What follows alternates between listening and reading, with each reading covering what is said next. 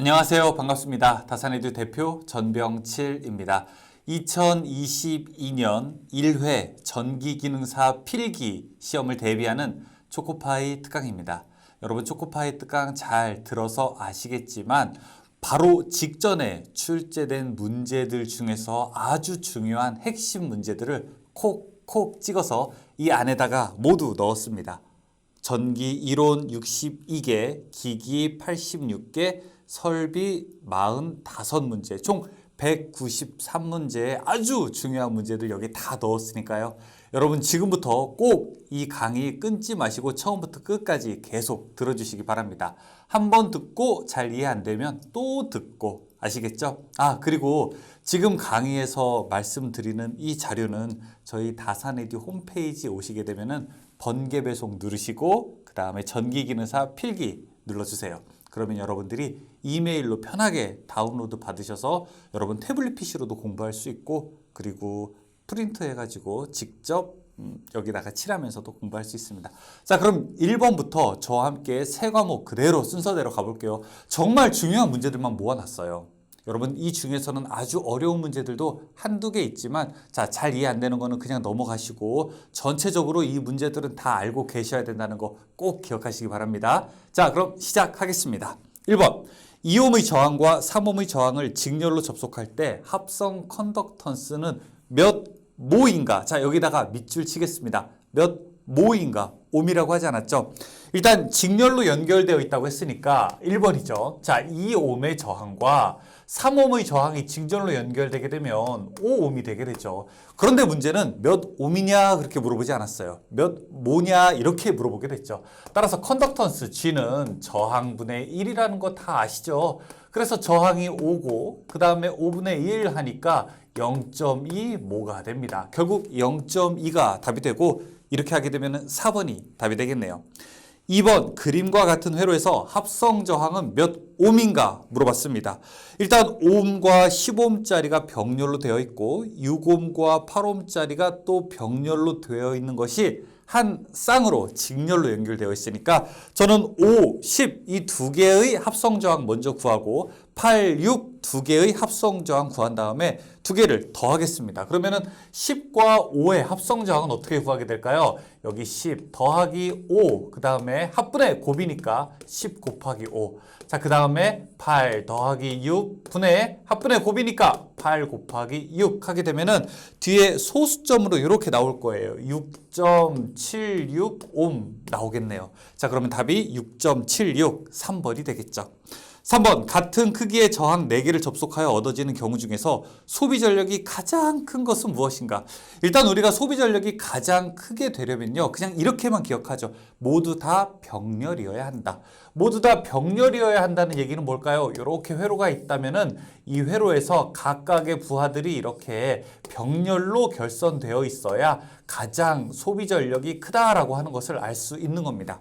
직렬로 하게 되면은 우리가 전류가 조금 어떻게 되죠? 일정하기는 하지만 전압이 분배되기 때문에 그렇게 큰 소비 전력을 만들 수는 없어요. 모두 다 어떻게 병렬로 되어 있을 때가 소비 전력이 가장 크다, 이렇게 대답하시면 되겠습니다. 답은 그러면은 3번이 되겠죠. 4번 도체의 전기 저항에 대한 설명으로 옳은 것은 무엇이냐?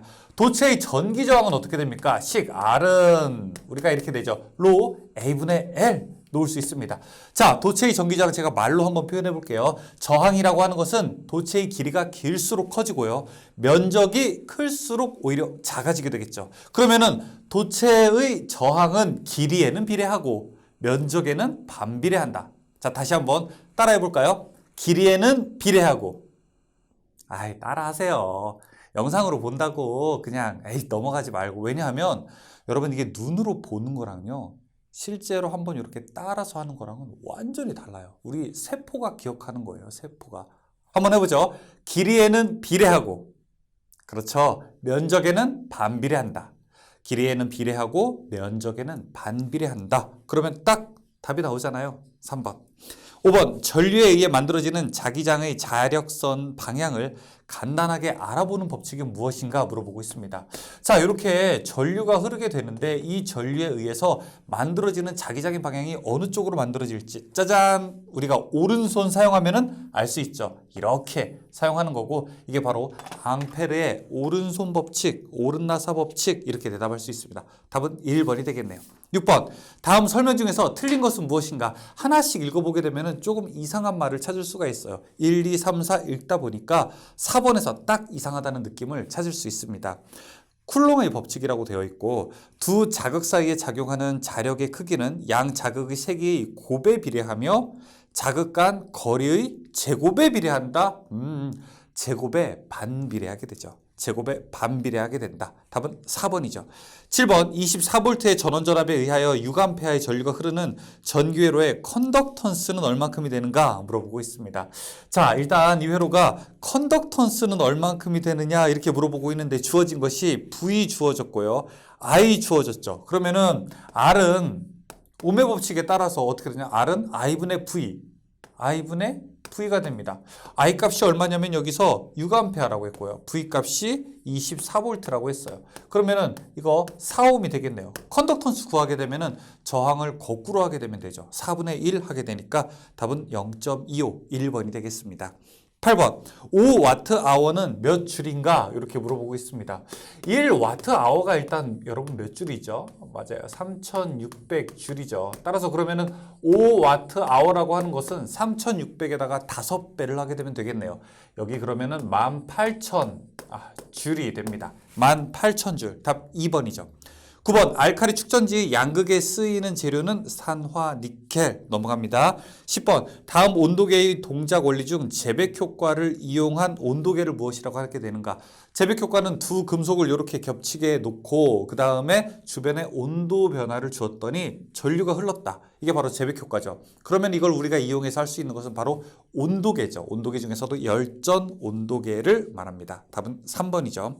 11번 서로 다른 안티몬과 비스무트의 두 금속을 접속하여 여기에 전류를 통하면 그 접점에서 열의 발생 또는 흡수가 일어나게 된다. 자, 이거 한번 정리하고 가겠습니다. 어떻게 정리하게 되냐면은 여러분 보세요. 두 금속을 놓고 여기다가 온도 변화를 주었더니 기전력이 만들어진다.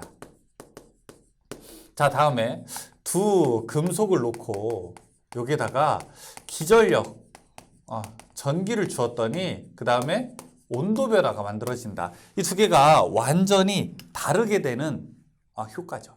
위에 있는 거는 뭐죠? 이게 바로 재백 효과고요. 자, 이거는 우리가 전자냉장고를 바로 이런 원리로 사용할 수 있죠. 이거는 펠티어 효과라고 볼 수 있습니다. 답은 펠티어 효과, 펠티어 이렇게도 출제가 됩니다. 답은 1번이죠. 12번 전류의 발열 작용과 관계가 있는 것은 전류가 흐르게 되면 열이 많이 발생하게 된다. 전류가 흘렀을 때 열이 많이 발생하게 된다. 이런 원리를 이용해서 퓨즈 끊을 수 있죠. 배선 차단기 내려갈 수 있죠. 그리고 예를 들어 전선이 전류가 많이 흘렀을 때 녹는 것도 바로 이 법칙에 따라서 동작되게 되는 거죠. 답은 3번 줄의 법칙입니다. 13번 100V 5A의 전열기를 사용하여 2리터의 물을 20도에서 100도로 올리는데 필요한 시간은 약 얼마인가? 자, 이게 최근에 조금 출제가 되기 시작을 했어요. 그런데 여러분 어쨌든 이런 거 커피포트 생각하시면 돼요. 커피포트 문제다라고 생각하시면 돼요. 무슨 문제? 커피포트 문제. 우리가 커피포트에다가 물 넣고 그 다음에 일반적인 수온인 상태에서 보통 이제 이렇게 끓는 물 만들게 될 때 몇 분 정도 걸릴까? 바로 그 문제 이 식 구하면 맞출 수 있어요. 그러면은 기본적으로 이 커피포트 문제일 때는 알고 있어야 되는 식이 하나 있는데요. 860 PT는 CM 세타. 자, 여기서 우리가 하나씩 제가 식을 이야기해 볼게요. 여기서 P는 전력입니다. 이게 몇 킬로와트짜리냐고. 단위는 킬로와트입니다. 자, 여기 T는요. 시간이에요. 시간인데 단위가 C입니다. C, 아워예요. 자, 여기 C는요. 물의 비열을 뜻하고요. 여기 M이라고 하는 거는 질량을 뜻합니다. 몇 리터가 되느냐. 여기 세타는요. 온도 변화를 뜻해요. 얼마큼이 변화하게 되었느냐. 그러면은 이 문제에서는 무엇을 묻고 있냐면은 시간이 얼마 걸렸느냐 이렇게 물어보고 있어요. 그러면은 여기서 t는 하고 식을 넣어야 되니까 양변을 860p로 나눠주면 되겠죠. 그러면은 자, 식 t는 860p 분의 cm 세타가 되죠. 자, 여기까지는 동의하십니까? 동의하세요? 좀 헷갈린다. 잘 모르겠다. 그래도 그냥 눈으로만 보세요. 자, 그대로 넘어갑니다. 그러면은 860 곱하기, 자, 여기가 몇 킬로와트짜리라고 했냐면은 지금 100볼트에다가 5암페어라고 했으니까 500와트네요. 그러면은 킬로와트로 하게 되면은 0.5킬로와트고요. 분의 C, 물의 비율은 1이에요. 그러니까 그냥 계산 하나만 해요. 자, 그 다음에 M, 질량은 몇 리터냐면은 2리터라고 합니다. 그래서 물, 비열 1 곱하기, 자, 2리터 곱하기, 온도 변화가 몇 도에서 몇 도라고 했냐면 20도에서 100도라고 했어요. 그럼 총 몇 도? 80도만큼의 변화가 있는 거죠. 자, 이렇게 80 계산할 수 있습니다. 그런데, 자, 여기서 조심해야 될 게, 제가 아까 T가 뭐라고 했죠? 시간이라고 했죠? 몇 시. 그런데 문제에서는 몇 초가 걸렸냐고 해요. 우리가 1시간, 그러니까 1시간이 3600초이기 때문에 그래서 여기다가 얼마를 곱하게 되냐? 3600을 곱해야 초로 나타낼 수가 있습니다. 아시겠죠? 자, 한번 여러분 계산을 직접 해보세요. 그러면은 답이 여기 딱 보시는 것처럼 답이 1번의 형태가 나오는지 보셔야 됩니다. 14번의 문제도 자, 똑같습니다. 20리터의 물 100리터를 2시간 동안 40도로 올렸다고 하니까 거기다가 이제 효율만 더 들어갔죠. 효율은 바로 여기다가 이제 에타라고 해서 효율 하나 들어가면 되고, 자, 이렇게 하게 되면 답은 우리가 1번, 이 14번 문제도 역시 같이 풀 수 있습니다. 15번, 주리 법칙에서 발생하는 열량의 계산식이 옳은 것은 무엇이냐? 이거는 우리가 그냥 수도 없이 이야기 나눴죠. H는 0.24 I제곱 RT, H는 0.24 I제곱 RT, 단위는 칼로리가 되고요. 답은 그래서 1번이고요. 16번, 2kW의 전열기를 전격 상태에서 20분간 사용할 때 발열량은 몇 킬로칼로리인가? 자, 여기 발열량 16번이죠. 발열량하고 몇 킬로칼로리, 뒤에 칼로리로 물어봤으니까 0.24 조금 전에 썼던 식 I제곱에 RT, 자, 이 식 써보겠습니다. 그런데 문제는 뭐냐면은 여기 시간은 알려줬는데 전력의 단위 I제곱 R을 알려준 게 아니라 요거를 그냥 P 전력으로 알려줬습니다. 근데 I제곱 R이나 P나 똑같은 거죠. 계산하게 되면 0.24 곱하기 P 전력이 몇 와트냐면은 2kW라고 했으니까 여기 이제 2kW 곱하기 다음에 T 시간은 여기서 단위가 바로 초입니다. 초니까 지금 20분간이다 라고 이야기했으니까 여기 20분에다가 초로 계산하게 되려면 60을 곱해줘야 되겠죠. 자, 이 결과값 얼마가 나오게 됩니까? 576kcal 이렇게 나오겠네요. 답은 2번이 됩니다. 17번 500W 전열기를 5분간 사용하면 20도의 물 1kg을 약 몇 도씨로 올릴 수 있는가? 그런데 저는 이 문제 좀 계산 안 하시면 좋겠고, 만약에 계산하더라도 지금 해설에 있는 식보다는 자, 이런 식으로 한번 풀어보면 좋겠습니다. 이거는 풀 수 있는 분들만 푸세요. 자, 17번은 답은 3번 나오게 되고요. 18번 양전하 15 곱하기 10의 마이너스 6제곱 쿨롬과 음전하 10 곱하기 10의 마이너스 6제곱 쿨롬이 자유공간에 1m의 거리에 있을 때 그 사이에 작용하는 힘은 어떻게 되는가 물어보고 있습니다. 자, 이게 바로 쿨롱의 법칙이죠. 쿨롱의 법칙에서 자유공간에서 작용하는 힘, 공기 중일 때 힘 F는 9 곱하기 10의 9제곱, 그 다음에 R 제곱분의 Q1, Q2. 자, 이렇게 계산할 수 있죠. 여기서 지금 하나는 15 곱하기 10의 마이너스 6제곱이라고 했고 하나는 10 곱하기 10의 마이너스 6제곱이라고 했으니까 계산하게 되면은 9 곱하기 10의 9제곱 곱하기 그 다음에 거리가 얼마예요? 지금 1m. 그러면은 1의 제곱분의 15 곱하기 10의 마이너스 6제곱 곱하기 그 다음에 10 곱하기 10의 마이너스 6제곱. 자, 계산하면 얼마 나옵니까? 1.35 뉴턴 나오게 된다고 해요. 답은 1.359. 그런데 자, 이 앞에 있는 거는 양전하라고 했고 뒤에 있는 거는 음전하라고 했으니까 하나는 양전하, 음전하니까 두 개는 서로 부호가 달라서 끌어당기는 흡인력이 작용하게 되겠죠. 그러면 답은 몇 번? 1번이 되겠습니다. 19번 다음 중 가우스 정리를 이용하여 구하는 것은 무엇인가? 가우스 정리가 뭐예요? 가우스 정리가 자, 이렇게 몇 가닥의 전기력선이 나오게 되냐라고 하게 되면은 Q를 무엇으로? 엡실론으로 나누게 된 것이 바로 전기력선의 가닥수를 알 수 있다. 그럼 전기력선의 가닥수가 많다는 건 무슨 얘기냐? 자, 이렇게 전화해서 가닥수가 많다는 거는 무슨 얘기예요? 이 4가닥인 것보다 5가닥, 6가닥짜리가 더 어떻다는 거예요? 전개의 세기가 더 세다는 거죠. 전개의 세기를 더 세게 알 수 있는 것이 바로 이 가우스 정리, 가우스 법칙이 되는 겁니다. 답은 2번 전개의 세기가 됩니다. 그래서 20번 다음에서 나타내는 법칙은 무엇인가? 유도기전력은 자신이 발생 원인이 되는 자속의 변화를 어떻게 하려는? 방해하려는. 자, 여기다가 별표. 방해하려는. 어떻게 해요? 별표. 방해라고 하는 말 나오게 되면 바로 렌츠의 법칙 우리가 바로 이해할 수 있죠. 답은 2번 렌츠의 법칙입니다. 21번 공기 중에 놓인 4 곱하기 10의 마이너스 8제곱 쿨롬의 전하에서 4m 떨어진 점 P와 2m 떨어진 점 Q와의 전이차는 얼만큼이 되는가? 자, 저는 사실 이런 문제 나오게 되면은 풀지 않으셨으면 좋겠지만 혹시 이런 문제 딱 나오게 되면 다른 것부터 먼저 푸세요. 그리고 시간이 조금 내가 남는다라고 하시면 이때 딱 문제 보시면 되겠습니다. 자, 여기 어떤 하나의 전화가 있습니다. 이 전화로부터 이렇게 2군데 떨어져 있는데 첫 번째 떨어진 점을 우리가 2m 떨어진 점이라고 해서 여기가 Q라고 하고, 자, 그 다음에 4m 떨어진 점이라고 해서 여기를 P라고 한번 해볼게요. 지금 여기 있는 전하가 4 곱하기 10의 마이너스 8제곱 쿨롬이라고 이렇게 이야기하게 됩니다. 그러면은 여기 Q점과 P점 요 사이의 전위차는 얼만큼이 되는가? 이렇게 생각할 수 있어요. 무슨 얘기냐면은, 자, 여러분 여기 난로가 하나 있는데 이 난로에서 이만큼 2m 떨어진 지점과 4m 떨어진 지점이 있어요. 그러면은 2m와 4m 떨어진 지점 요 사이의 온도가 몇 도 차이가 나냐? 요렇게 우리가 구할 수 있는 문제와 같게 됩니다. 그럼 첫 번째 여기 P점의 전위를 먼저 구하고 다음에 Q점의 전위를 구한 다음에 두 개의 차를 빼주면 되겠죠. 차를 구하면 되겠죠. 자, 그럼 VQ, Q점의 전위를 한번 보게 되죠. Q점의 전위는 이렇게 계산합니다. 9 곱하기 10의 9제곱. 자, 여기 그대로 가게 되는데 이 쿨롬의 법칙에서요. R분의 그냥 Q1 이렇게 계산하면 됩니다. R분의 Q 이렇게 계산할 수 있어요.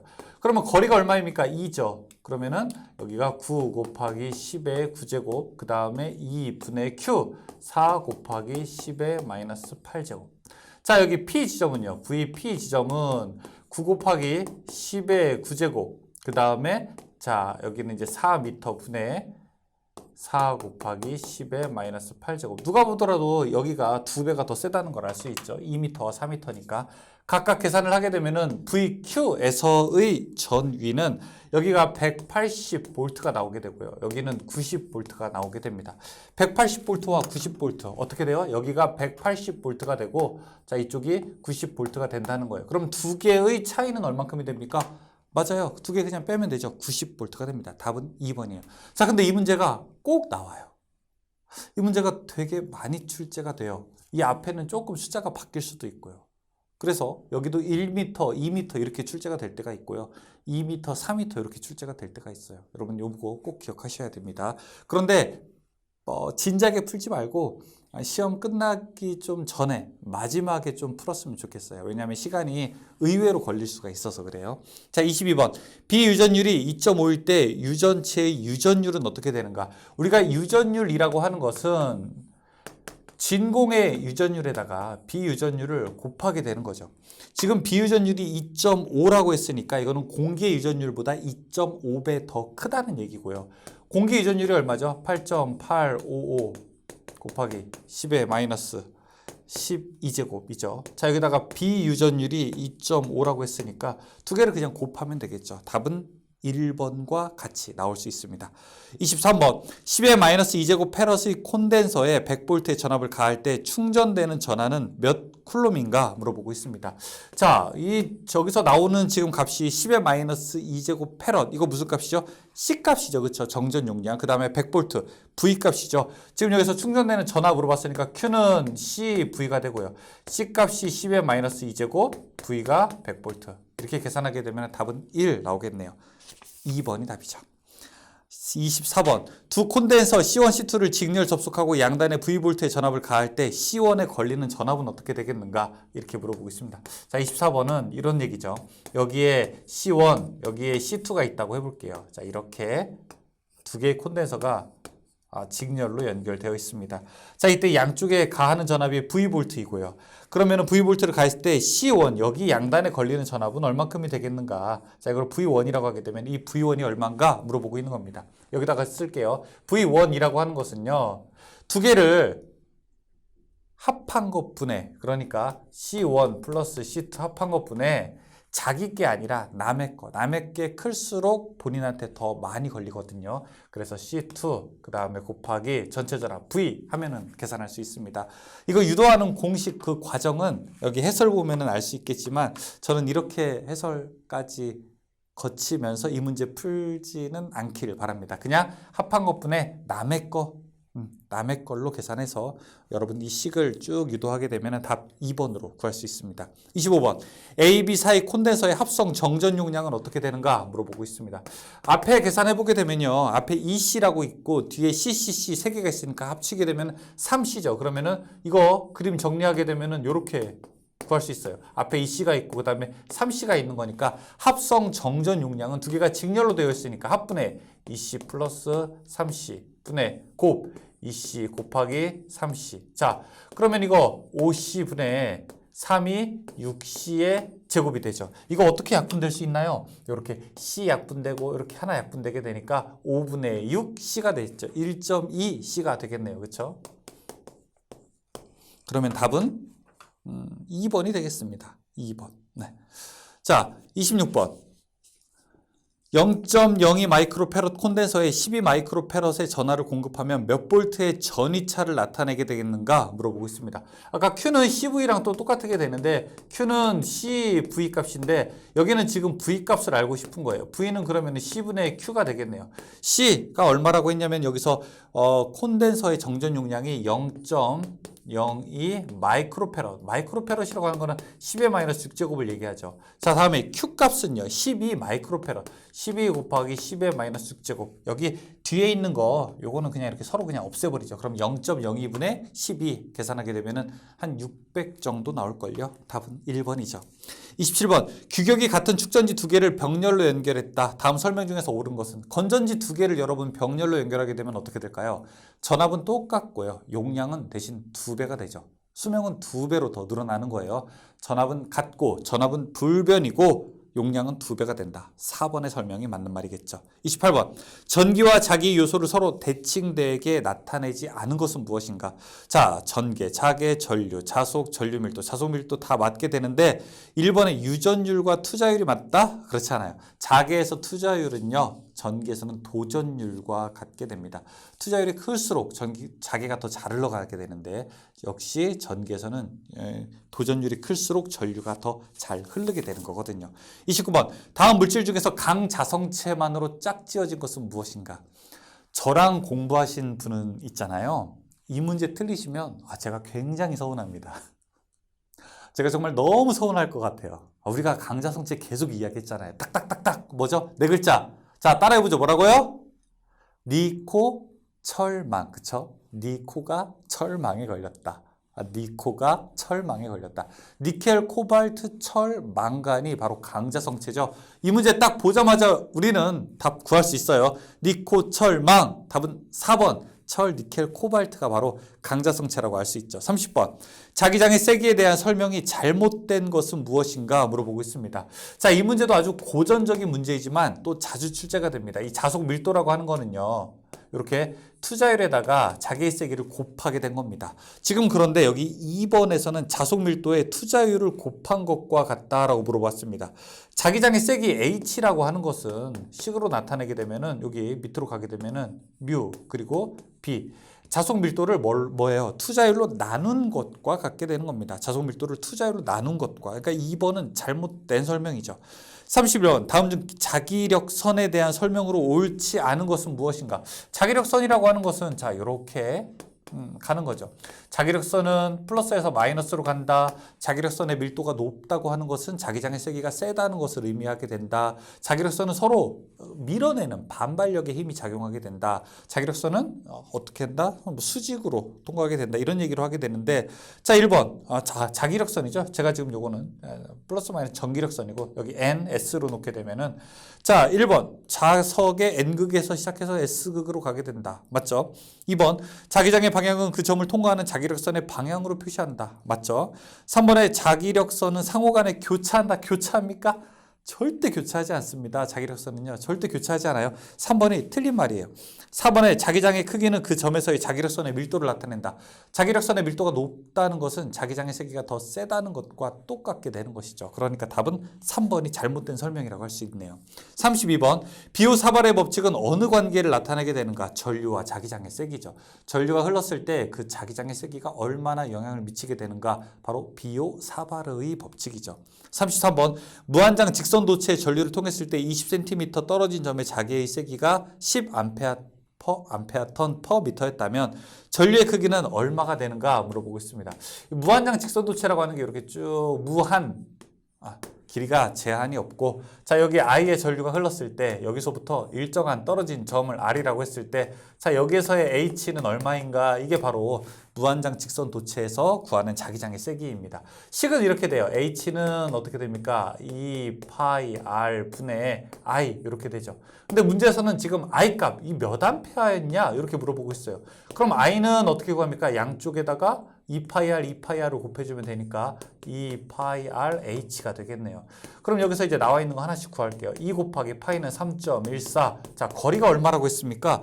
지금 거리가 20cm 떨어졌다고 했으니까 0.2m가 되겠고요. 자기장의 세기가 10이라고 했어요. 그럼 이거 그냥 그대로 구하면 답 우리가 알 수 있겠네요. 자, 약 12.6A 정도 나오게 됩니다.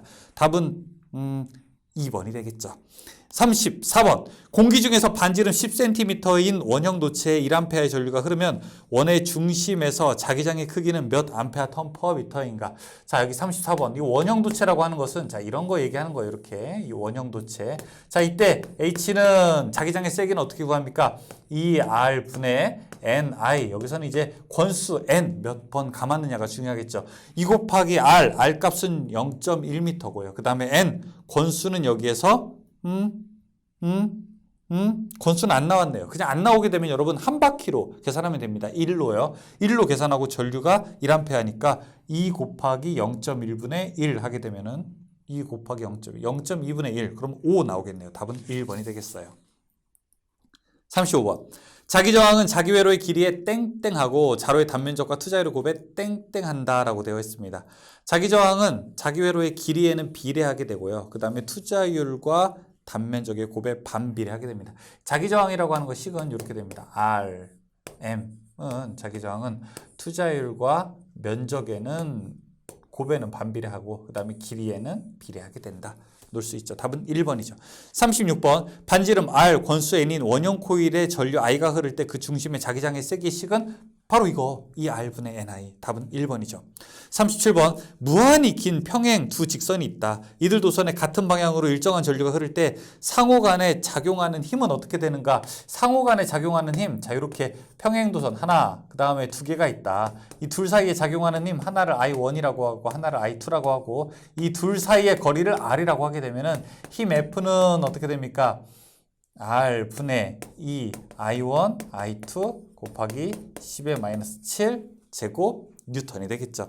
그러니까 둘 사이에 작용하는 힘은 같은 방향일 때 서로 당기는 흡인력이면서 거리에는 반비례하게 되는 겁니다. R이 클수록 그 힘은 작아지게 되는 거죠. 답은 1번으로 놓을 수 있죠. 38번 자속 밀도가 10 웨버 퍼 제곱미터인 자개에서 10cm 도체를 30도의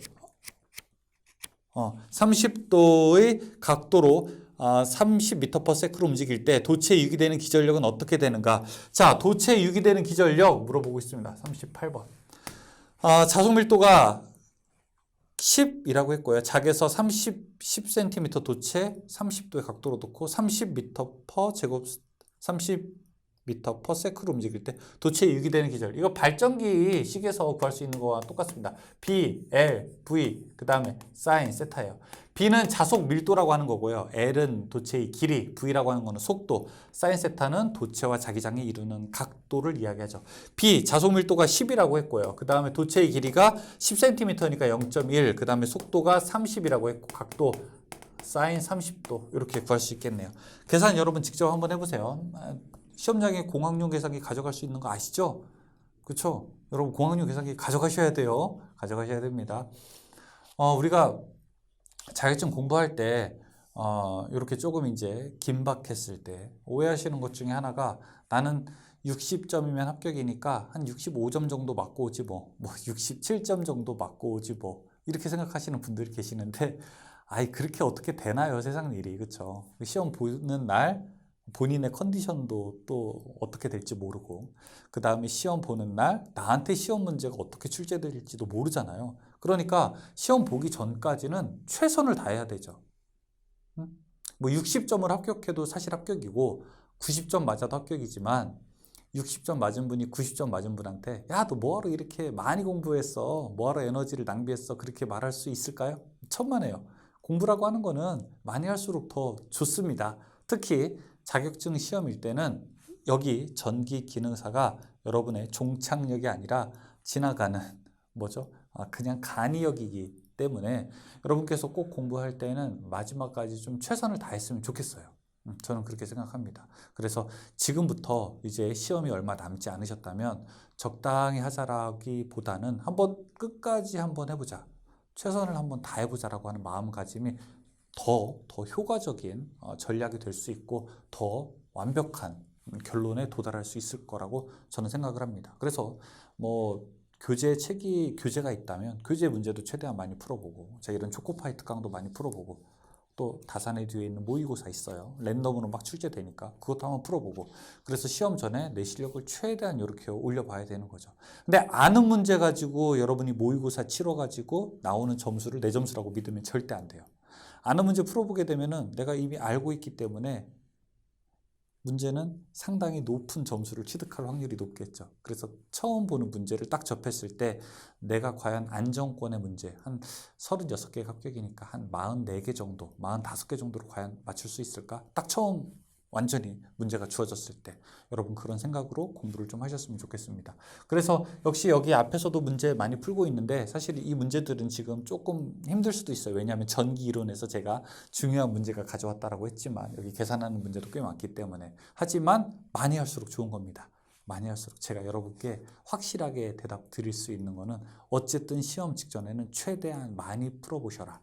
왜냐하면 국가기술 자격시험이라고 하는 것은 큰 범위 안에 문제은행이라고 하는 시스템에서 기본적으로 벗어나지 않기 때문에 여러분이 많이 풀어보시는 분이 정말 유리하게 되는 겁니다. 그런데 똑같은 문제를 풀어보는 것보다는 이렇게 생소한 문제들, 좀 새로운 것들을 계속 풀어보시는 것을 저는 계속 권장드립니다. 그러니까 힘들어하지 마세요. 조금만 더 하세요. 여러분 필기시험 끝날 때까지만 조금만 더 저랑 같이 가시죠. 자, 다음에 39번. 자속 밀도가 0.3 웨버/per 제곱미터인 평등 자개 내에 5A의 전류가 흐르고 있는 길이 2m의 직선 도체를 자개의 방향에 대하여 60도의 각도로 놓았을 때 이 도체가 받는 힘은 어떻게 되는가? 아까 이거는 기전력에 대한 문제였었죠. 그러니까 이거는 뭐예요? 발전기에 대한 문제라고 하게 되면은 이건 일종의 전동기에 대한 문제입니다. 힘은 어떻게 되는가? B I, L, sin, 세타. 똑같아요. 여기 V가 I로만 바뀐 거예요. 이 발전기는 내가 돌렸을 때 얼마나 전기가 나오냐가 궁금한 거고 전동기는 내가 이 전기를 줬을 때 힘이 얼마나 세냐가 궁금하게 된 겁니다. B, 자소밀도라고 하는 거는 0.3이죠. 전류라고 하는 것은 여기서 5A 넣었죠. 길이는 2m 넣었고요. 그 다음에 각도는 60도라고 했으니까 sin 60 이렇게 놓을 수 있겠네요. 계산하게 되면은 답은 2.6 나오겠네요. 40번. 공기 중 자장의 세기 20A ton/m인 곳에 8 곱하기 10의 마이너스 3제곱 웨버의 자극을 놓으면 작용하는 힘은 어떻게 되는가? 자장의 세기가 H고요. 그 옆에 이 자극이라고 하는 게 무엇입니까? M이니까 힘 F는 이렇게 구할 수 있어요. MH. 그 두 개를 곱해주면 됩니다. 자극의 세기가 8 곱하기 10의 마이너스 3제곱이고 그 다음에 자기장의 세기가 20이니까 계산하게 되면 0.16 정도 나오게 될 거예요. 41번. 권수 200K 코일에 5A의 전류가 흘러서 0.025 웨버의 자속이 코일을 지난다고 하면 이 코일의 자체 인덕턴스는 어떻게 되는가? 자체 인덕턴스. 자, Li는 N 파이. 여러분 이 식에서요. 인덕턴스 L 값은 이렇게 구할 수 있죠. I분의 N 파이. 자, 지금 I가 얼마라고 했냐면은 전류값이 5A라고 이야기했고요. 권수라고 하는 것은 200회라고 했고요. 파이는 0.025인가요? 0.025라고 했습니다. 그러면 이 값 구하게 되면 우리가 L 값 구할 수 있겠죠. L은 1이 되겠습니다. 자, 지금 벌써 칠판을 막 가득 채웠네요. 그렇죠? 잠깐만 좀 지웠다가 할까요? 네, 여러분 지웠다가 계속 이어서 42번 문제 풀어보겠습니다. 42번부터 계속 이어서 설명하겠습니다. 자체 인덕턴스가 L1, L2인 두 코일을 직렬로 접속하였을 때 합성 인덕턴스를 나타내는 식은 어떻게 되는가 물어보고 있습니다. 자, 42번 문제고요. 이렇게 코일이 하나, 그 다음에 두 개가 있을 때 이 코일 이름을 L1, 그 다음에 L2라고 한번 해보겠습니다. 자, 이때 합성 인덕턴스는 어떻게 구합니까? L은 L1 플러스 L2, 그 다음에 플러스 마이너스 EM 이렇게 구하게 되죠. 이때 만약에 두 개가 같은 방향으로 연결되어 있다면 이때 우리는 플러스 가동 접속이라고 하고요. 두 개가 만약에 반대로 되어 있다고 하면은 마이너스를 사용하고 차동 접속이라고 합니다. 그런데 이 문제에서는 이 상호 인덕턴스가 0이라고 했어요. 요 M이 0이라고 했어요. 0이 되게 되면은 요 값도 그냥 전체적으로 0이 되니까 결과값은 그냥 L1 플러스 L2만 남게 되겠네요. 답은 그러면 1번이 되겠죠. 43번 자체 인덕턴스 20mH 코일에 20A의 전류가 흘렀을 때 저장되는 에너지는 어떻게 되는가? 자, 저장되는 에너지 이렇게 구할 수 있죠. 만약에 우리가 콘덴서에 축적되는 에너지 이렇게 물어보게 되면은 W는 어떻게 됩니까? 2분의 1에 여기 C, V의 제곱 이렇게 계산할 수 있고요. 다음에 L 인덕터에 저장되는 에너지라고 물어보게 되면은 이거는 2분의 1에 어떻게 Li의 제곱 이렇게 구할 수가 있죠. 지금은 이렇게 후자의 문제죠. 인덕터에 얼마나 많은 에너지가 저장되느냐? 2분의 1 Li 제곱을 물어봤으니까 자, 식 한번 이렇게 먼저 써주고요. Li의 제곱. 그 다음에 2분의 1 곱하기 L 값이 220mH라고 했으니까 0.02가 되겠고요. 전류는 20의 제곱. 계산하면 되겠죠? 답은 4가 나오게 될 겁니다. 답은 2번이죠. 44번. 다음 괄호 안에 들어갈 알맞은 말은 무엇인가? 자, 코일의 자체 인덕턴스는 땡땡에 비례하고 전류에 땡땡땡 한다 라고 되어 있는데 땡땡한다. 비례, 반비례입니다. 비례하고 반비례한다. 이렇게 계산할 수 있죠. L, I는 N파이에서 L은 I분의 N파이. 전류에는 반비례하고 그 다음에 N 권수와 자속에는 어떻게 되죠? 비례하게 되죠. 45번 환상 솔레노이드에 감긴 코일의 권 횟수를 3배로 늘리게 되면 자체 인덕턴스는 몇 배가 되는가? 밑에 해설처럼 보시게 되면은 코일 자체가 가지고 있는 인덕턴스는 권수의 제곱에 비례하게 되니까 권수를 만약에 3배로 늘리게 되면은 인덕턴스는 총 9배가 늘어나게 됩니다. 답은 2번이 되겠죠. 46번 단면적 A 제곱미터 자로의 길이가 L 미터 투자율 뮤 권수 N회인 환상 철심의 자체 인덕턴스가 어떻게 되는가? 자체 인덕턴스라고 하는 것은 L 이렇게 되죠.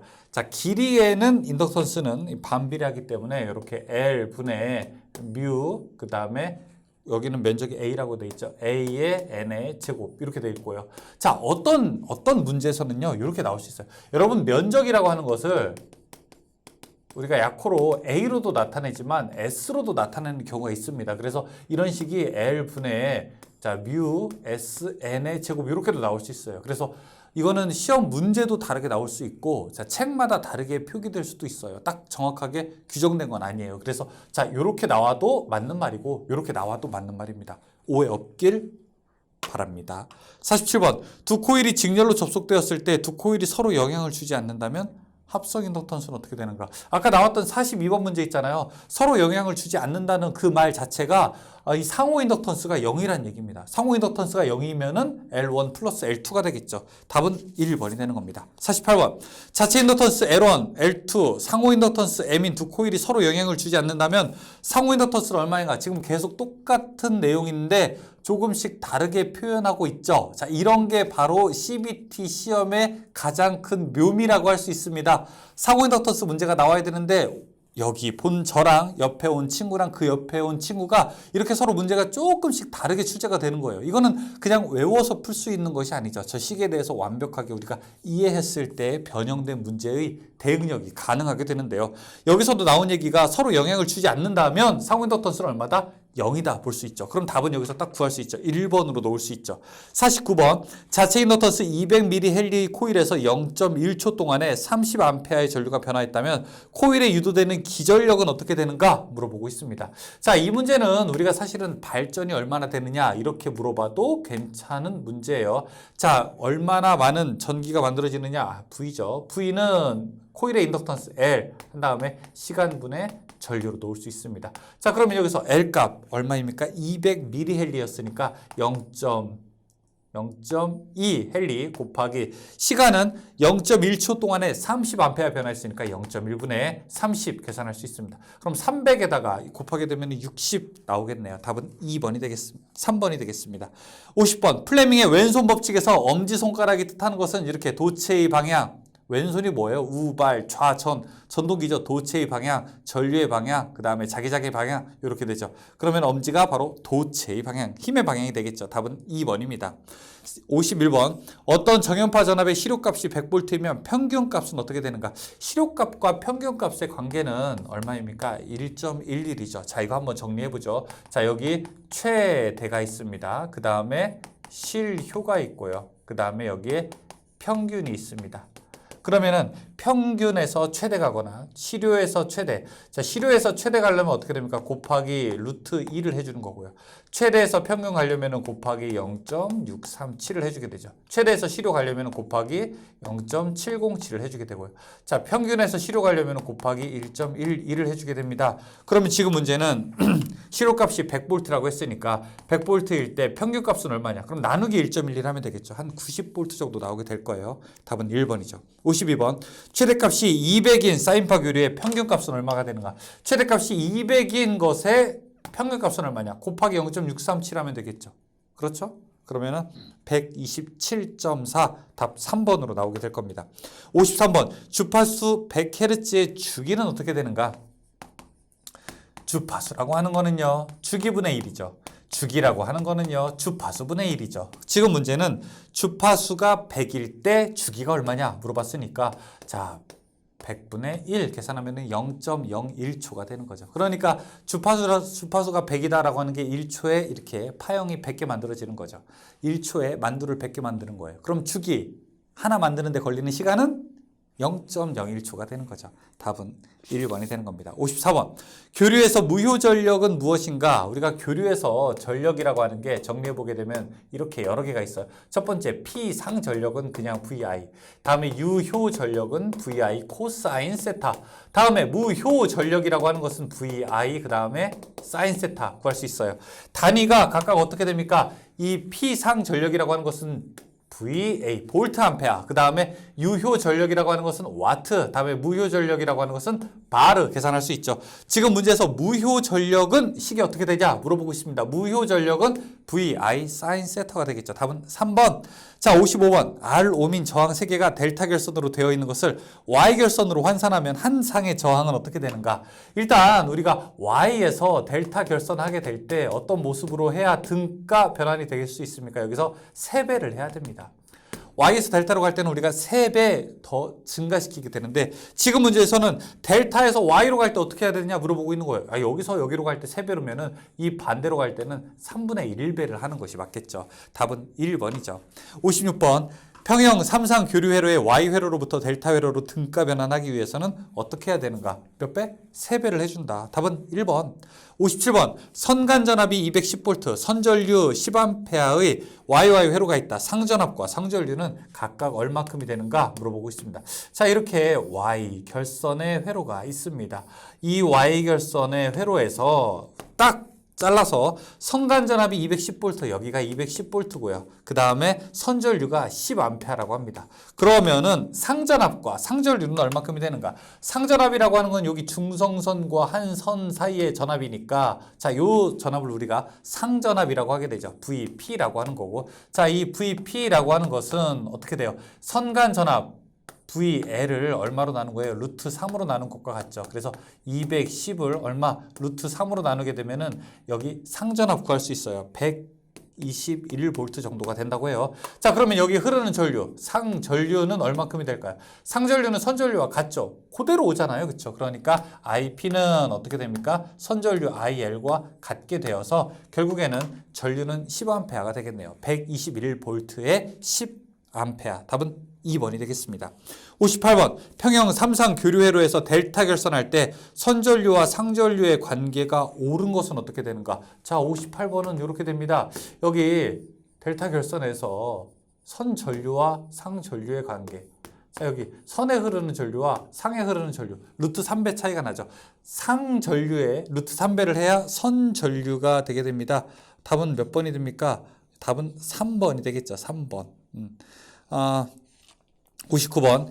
교류의 파형률이란 무엇을 나타내는가? 아, 이것도 저랑 공부하신 분이면 틀리면 제가 되게 섭섭할 것 같은데. 그렇죠? 틀리면 안 되죠. 우리는 형 어떤 형이라고 했어요? 효균이형. 평균값분의 실효값. 그렇죠? 파고율은요. 고대효. 그렇죠? 실효값분의 최대값. 이렇게 계산할 수 있죠. 답은 파형률이라고 했으니까 효균 들어가게 되는 거. 답 4번이죠. 60번 비정연파의 일그러짐의 정도를 표시하는 양으로서 외형률, 찌그러진 정도라고 하는 것은 무엇입니까? 기본파의 시료값분의 고조파의 시료값 이렇게 계산할 수 있습니다. 기본파의 시료값분의 고조파의 시료값 답은 3번이죠. 61번 RL 직렬회로의 시정수는 어떻게 되는가 물어보겠습니다. RL 직렬회로라고 하는 게요. 자, 그림으로 그리면 이렇게 돼 있죠. 자, 여기 저항이 있고 그 다음에 L이 있는 이렇게 직렬회로가 바로 RL 직렬회로입니다. RC 직렬회로는요. 여기 저항이 있고 자, 여기 커패시터가 있는 회로가 바로 RC 직렬 회로입니다. 시정수, 자 목표값에 도달하는데 걸리는 시간은 어떻게 됩니까? 이거는 그냥 R분의 L로 계산하면 되고요. 자 이거는 타우는요 R 곱하기 C로 계산하면 됩니다. 두 개 다 나올 수 있어요. 지금 문제는 요 문제가 나온 거죠. 단위는 반드시 뭐가 됩니까? 반드시 초가 되죠. 여기도 당연히 초가 되죠. 만약에 RC 직렬이다라고 하면은 이렇게 두 개를 곱하면 되고요. RL 직렬이다라고 하면 R분의 L로 계산하면 되는 겁니다. 답은 2번이 되죠. 62번 계측 방법에 대한 다음 설명 중에서 옳은 것은 무엇인가? 자, 1번 어스테스터로 절연저항을 측정한다. 절연저항은 어스테스터가 아니라 어스테스터는 접지저항을 측정하게 되죠. 자, 2번에 절연저항은 매거라고 하는 걸로 측정하죠. 절연저항계. 2번 검전기로 전압을 측정한다. 검전기는 전기의 유무만 봅니다. 전기의 유무, 그러니까 검전기로는 전압의 유무만 측정하니까 관련이 없고요. 3번에 매거로 회로의 저항을 측정한다? 아니에요. 매거는 절연저항이에요. 저항은 저항계로 측정해야 되겠죠. 4번에 콜라우시 브릿지로 접지저항을 측정하게 된다? 이게 맞는 말입니다. 답은 4번이 되겠습니다. 자, 여기까지 62개의 전기 이론 문제를 풀어봤습니다. 물론 이제 20문제가 출제되기는 하는데 우리가 CBT 시험 문제 방식이기 때문에 광범위하게 공부를 하는 것이 여러분에게 불리할 이유가 하나도 없죠. 잠깐 쉬었다가 여러분 전기기기 이어서 풀어보겠습니다. 잠깐 쉬었다 하겠습니다. 이제 이어서 전기기기 문제 풀어보겠습니다. 전기기기는 문제 좀 수가 많아요. 그래서 제가 아까 전기 이론 했던 것보다 조금 더 말의 속도를 올리겠습니다. 여러분의 시간은 소중하니까요. 잘 얘기 들으시고 중간중간에 계산이 필요하거나 좀 자세하게 설명해야 될 것들은 또 상대적으로 제가 꼼꼼하게 풀이해 보겠습니다. 그럼 시작할게요. 1번. 전류가 흐르는 도체를 자기장 속에 놓았을 때 움직이는 힘이 발생하는 원리를 이용한 기기는 무엇인가? 자, 전류가 흐르는 도체를 자기장에 놓았을 때 힘이 발생한다. 전류를 흘렸더니 힘이 발생한다. 자, 이런 기기를 무엇이라고 하죠? 맞아요. 전동기죠. 전동기 모터잖아요. 답 3번. 2번 다음 중 공극이 큰 동기기를 잘못 설명한 것은 무엇인가? 여러분 공극이 크다라고 하는 거는요. 전기적으로 좋다 이렇게 딱 외우시면 됩니다. 공극이 크다라고 하는 거는 전기적으로 어떻다고요? 좋다. 어떻다고요? 좋다. 기계적으로는 조금 불리하고요. 자, 지금 공극이 큰 거예요. 여기서 좋다라고 설명하지 않은 게 답이겠죠. 자, 1번 동기 임피던스가 작다. 임피던스가 작다는 건 좋은 말이에요. 2번에 전기자 반작용이 크다? 전기자 반작용이 큰 거는 안 좋은 얘기잖아요. 그렇죠? 그러니까 2번이 딱 답이라고 할 수 있습니다. 3번 무겁고 비싸다. 이건 기계적으로는 불리하니까 답은 맞고요. 4번에 전압 변동률이 낮다. 전기적으로 전압 변동률이 낮은 게 좋은 거죠. 답은 그래서 2번이 됩니다. 3번 연구자석 또는 전자석 끝부분에 설치한 자성 재료편으로서 전기자에 대응하여 계좌 자속을 공극 부분에 적당히 분포시키는 역할을 하는 것은 무엇인가? 자극의 조가리라고 해서 자극편이라고 부르게 됩니다. 답은 1번이에요. 4번 직류발전기에서 브러쉬와 접촉하여 전기자 권선에 유도되는 교류 기전력을 정류해서 직류로 만드는 부분은 어떻게 되는가? 자, 이렇게 우리가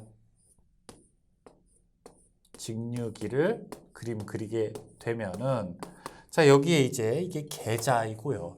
그 다음에 이 안에 이렇게 전기자가 위치하고 있고요. 이 전기자는 회전해야 되니까 여기서 전기를 빼려면은 요 밖에 만나는 바로 이 지점이 있어야 됩니다. 어느 지점이? 바로 요 지점이요. 요 지점을 무엇이라고 합니까? 우리가 정류자라고 하게 되죠. 답은 2번이죠. 5번, 직육에서 브러쉬의 역할은 무엇인가? 자, 여기 정류자가 만나는 부분에서 직접 닿는 부분을 우리가 브러쉬라고 하게 되는데요. 이 전기자 권선과 외부 회로를 연결하는 역할을 하는 것이 바로 이 브러쉬가 하는 역할이죠. 답은 4번입니다. 6번, 직류 발전기에서 유기기전력 2를 바르게 나타낸 것은 무엇인가? 물어보고 있습니다. 자, 유기기전력이라고 하는 거 발전기 2는 자, 피자 좋아하시죠? 피자 파이 그 다음에 60a분의 n 이렇게 있었죠. 자, 여기에서 우리가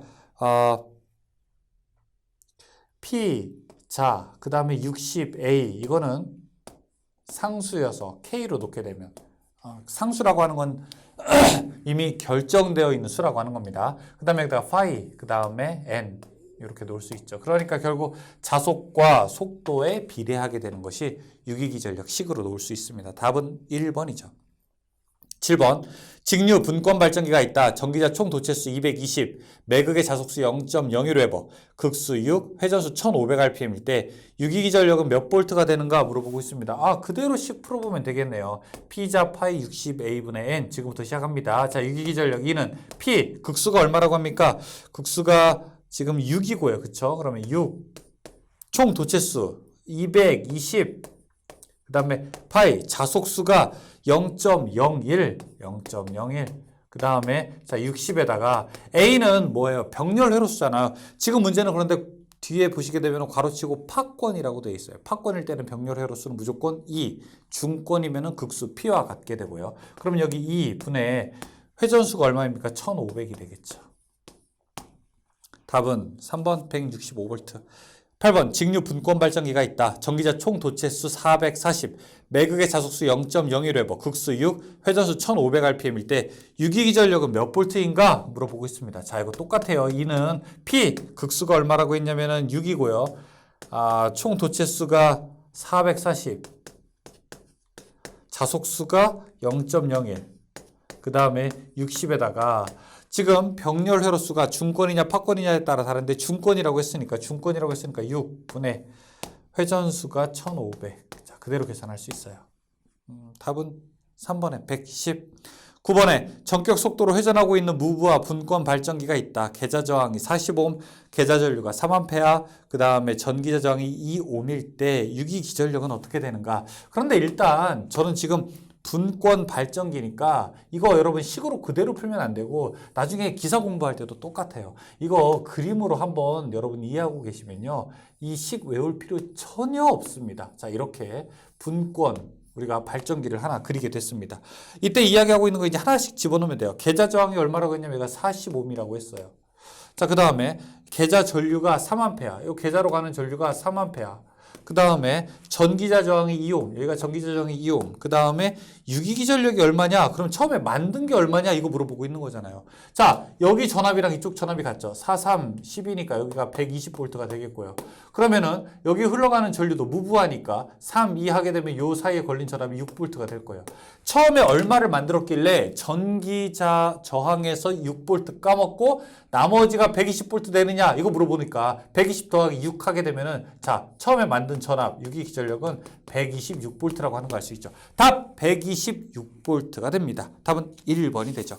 10번, 속도를 광범위하게 조절할 수 있어서 아변기나 엘리베이터 등에 사용되고 있고 일그너 방식 또는 워드 레오노드 방식의 속도 제어에 사용하는 경우 자, 주 전동기로 사용하는 게 무엇이냐? 외부에서 우리가 여자 전류를 공급하는 거. 이거 바로 타여자 전동기라고 합니다. 답은 1번이에요. 이게 바로 속도를 광범위하게 조절할 수 있는 특징이 있습니다. 외부에서 들여오는 여자 전류를 조절하게 되면 속도가 변하게 되니까요. 11번, 전기자 저항 0.15옴, 전기자 전류 104A, 유도기 전력 110.4V인 직류 분권 발전기의 단자 전압은 어떻게 되는가 물어보고 있습니다.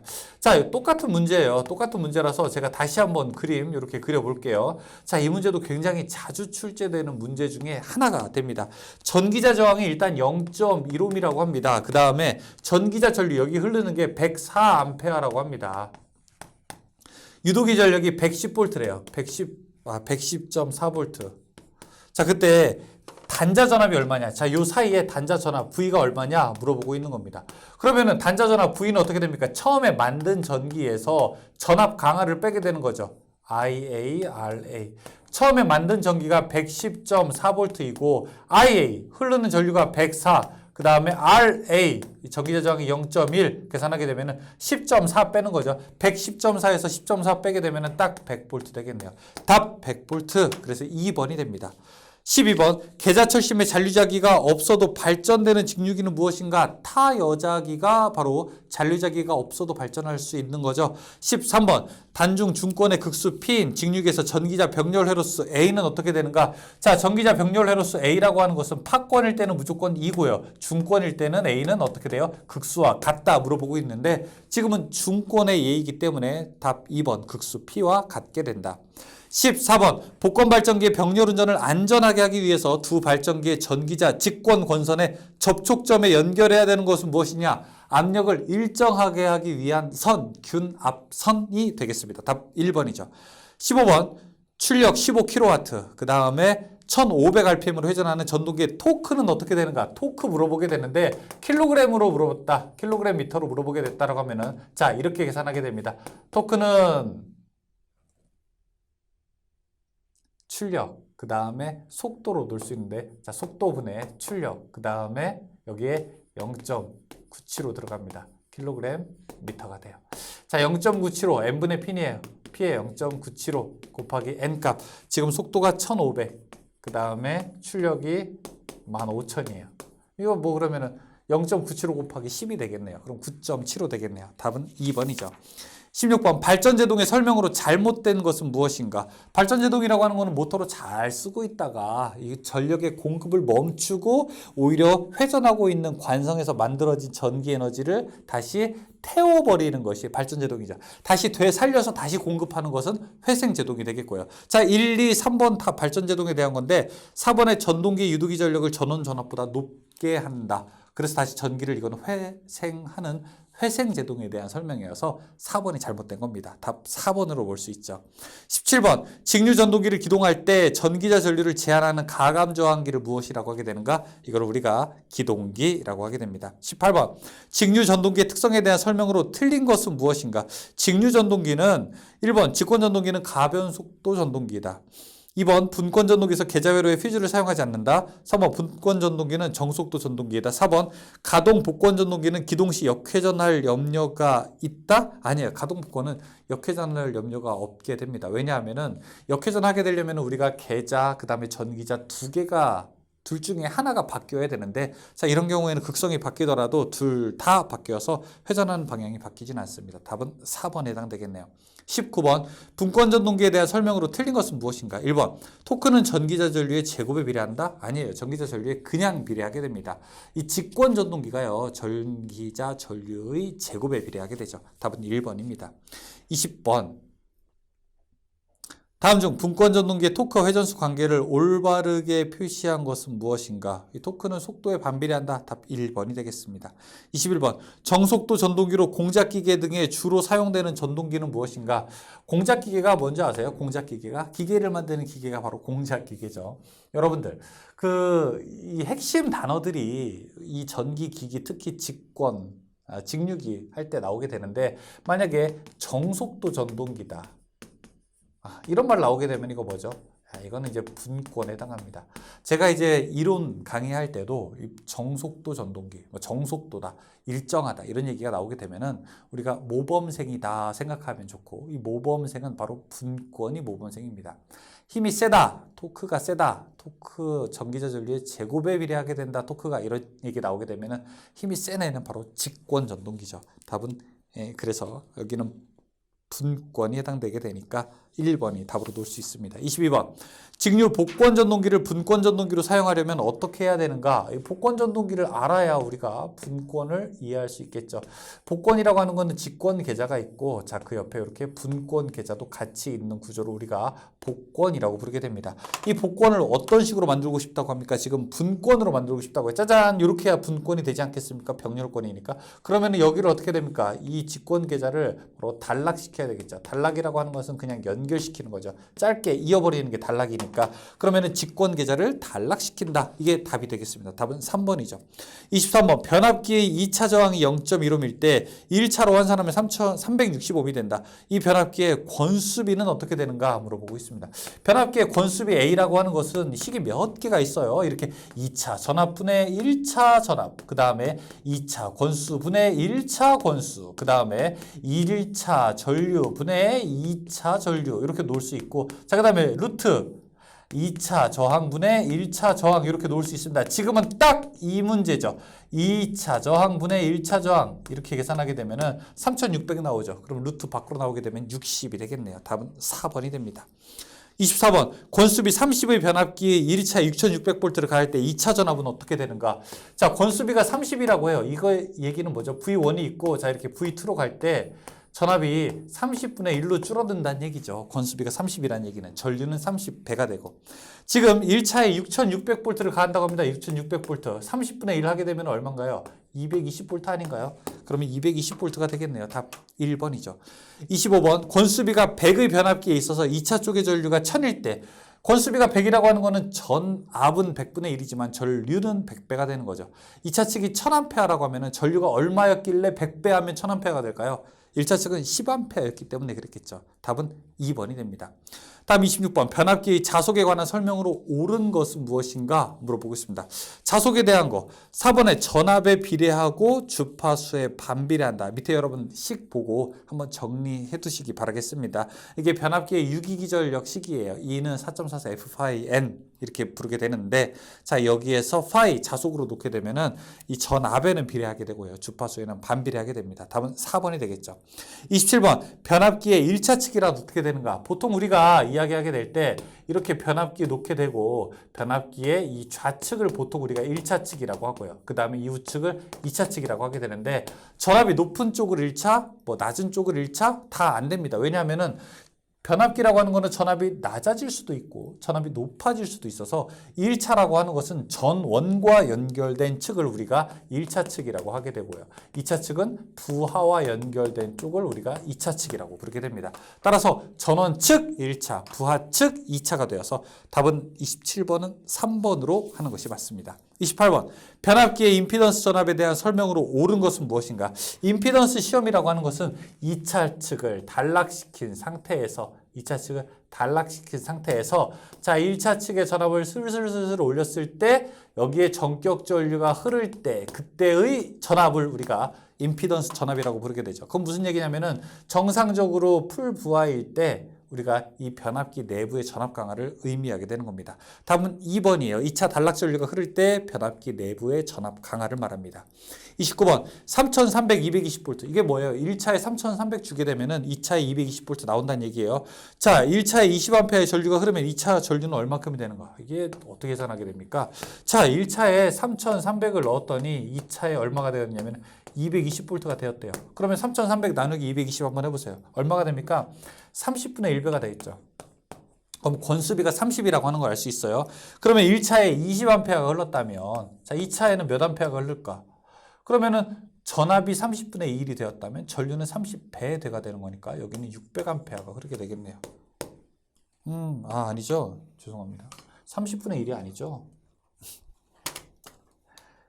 15분의 1이죠. 15분의 1. 죄송합니다. 6600이 아니죠.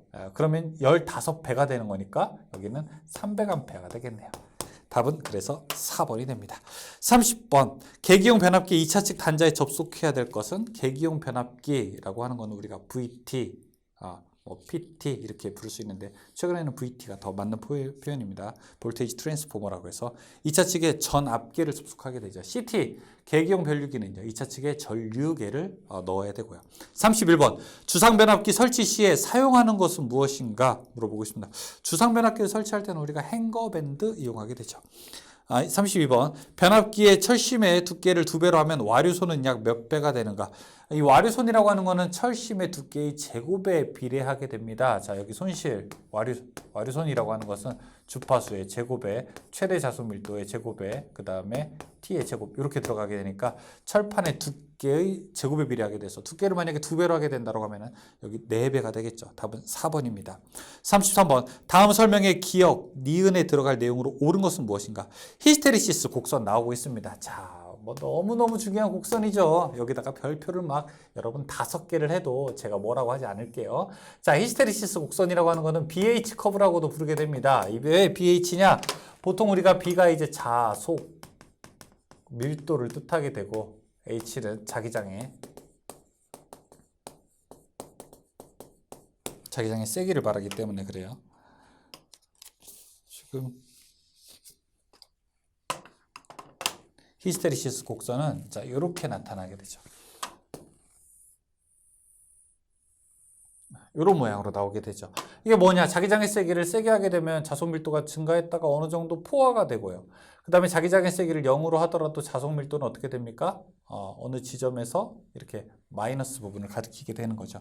자, 이 부분을 우리가 무엇이라고 하죠? 자, 종축과 만나는 점, 횡축과 만나는 점을 여기를 보자력이라고 부르게 되고요. 종축과 만나는 점을 여기를 바로 잔류작이라고 합니다.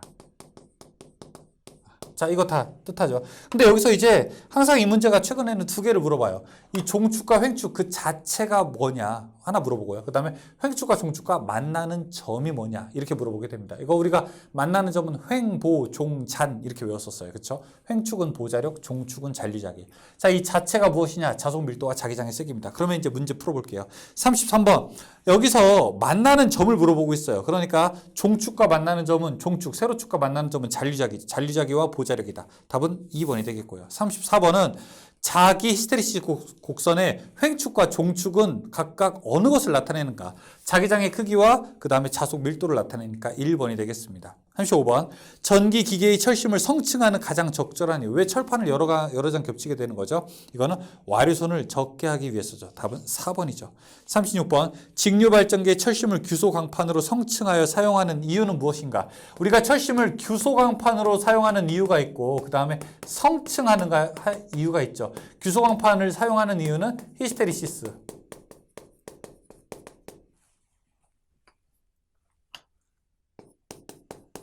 손실을 줄이려고. 성층하는 이유는요. 와류 손실을 줄이려고. 맴돌이 손을.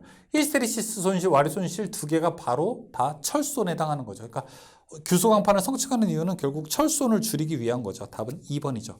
37번 변압기의 성층 철심 강판 재료의 규소 함유량은 무엇인가? 철이 96에서 94에서 96% 정도, 96에서 97% 정도 되니까 규소는 한 4% 정도 들어가는 게 있죠. 답은 3번입니다. 38번 변압기의 부하전류 전압이 일정하고 주파수가 낮아지게 되면 어떻게 해요? 전압이 일정하게 될 때는요. 주파수가 낮아지게 되면 원래는 그냥 주파수 낮아지면 철손도 낮아지게 되거든요. 주파수의 제곱에 비례하게 되니까요. 그런데 전압이 일정하게 될 때는 반대로 생각하면 됩니다. 오히려 철손은 증가하게 됩니다.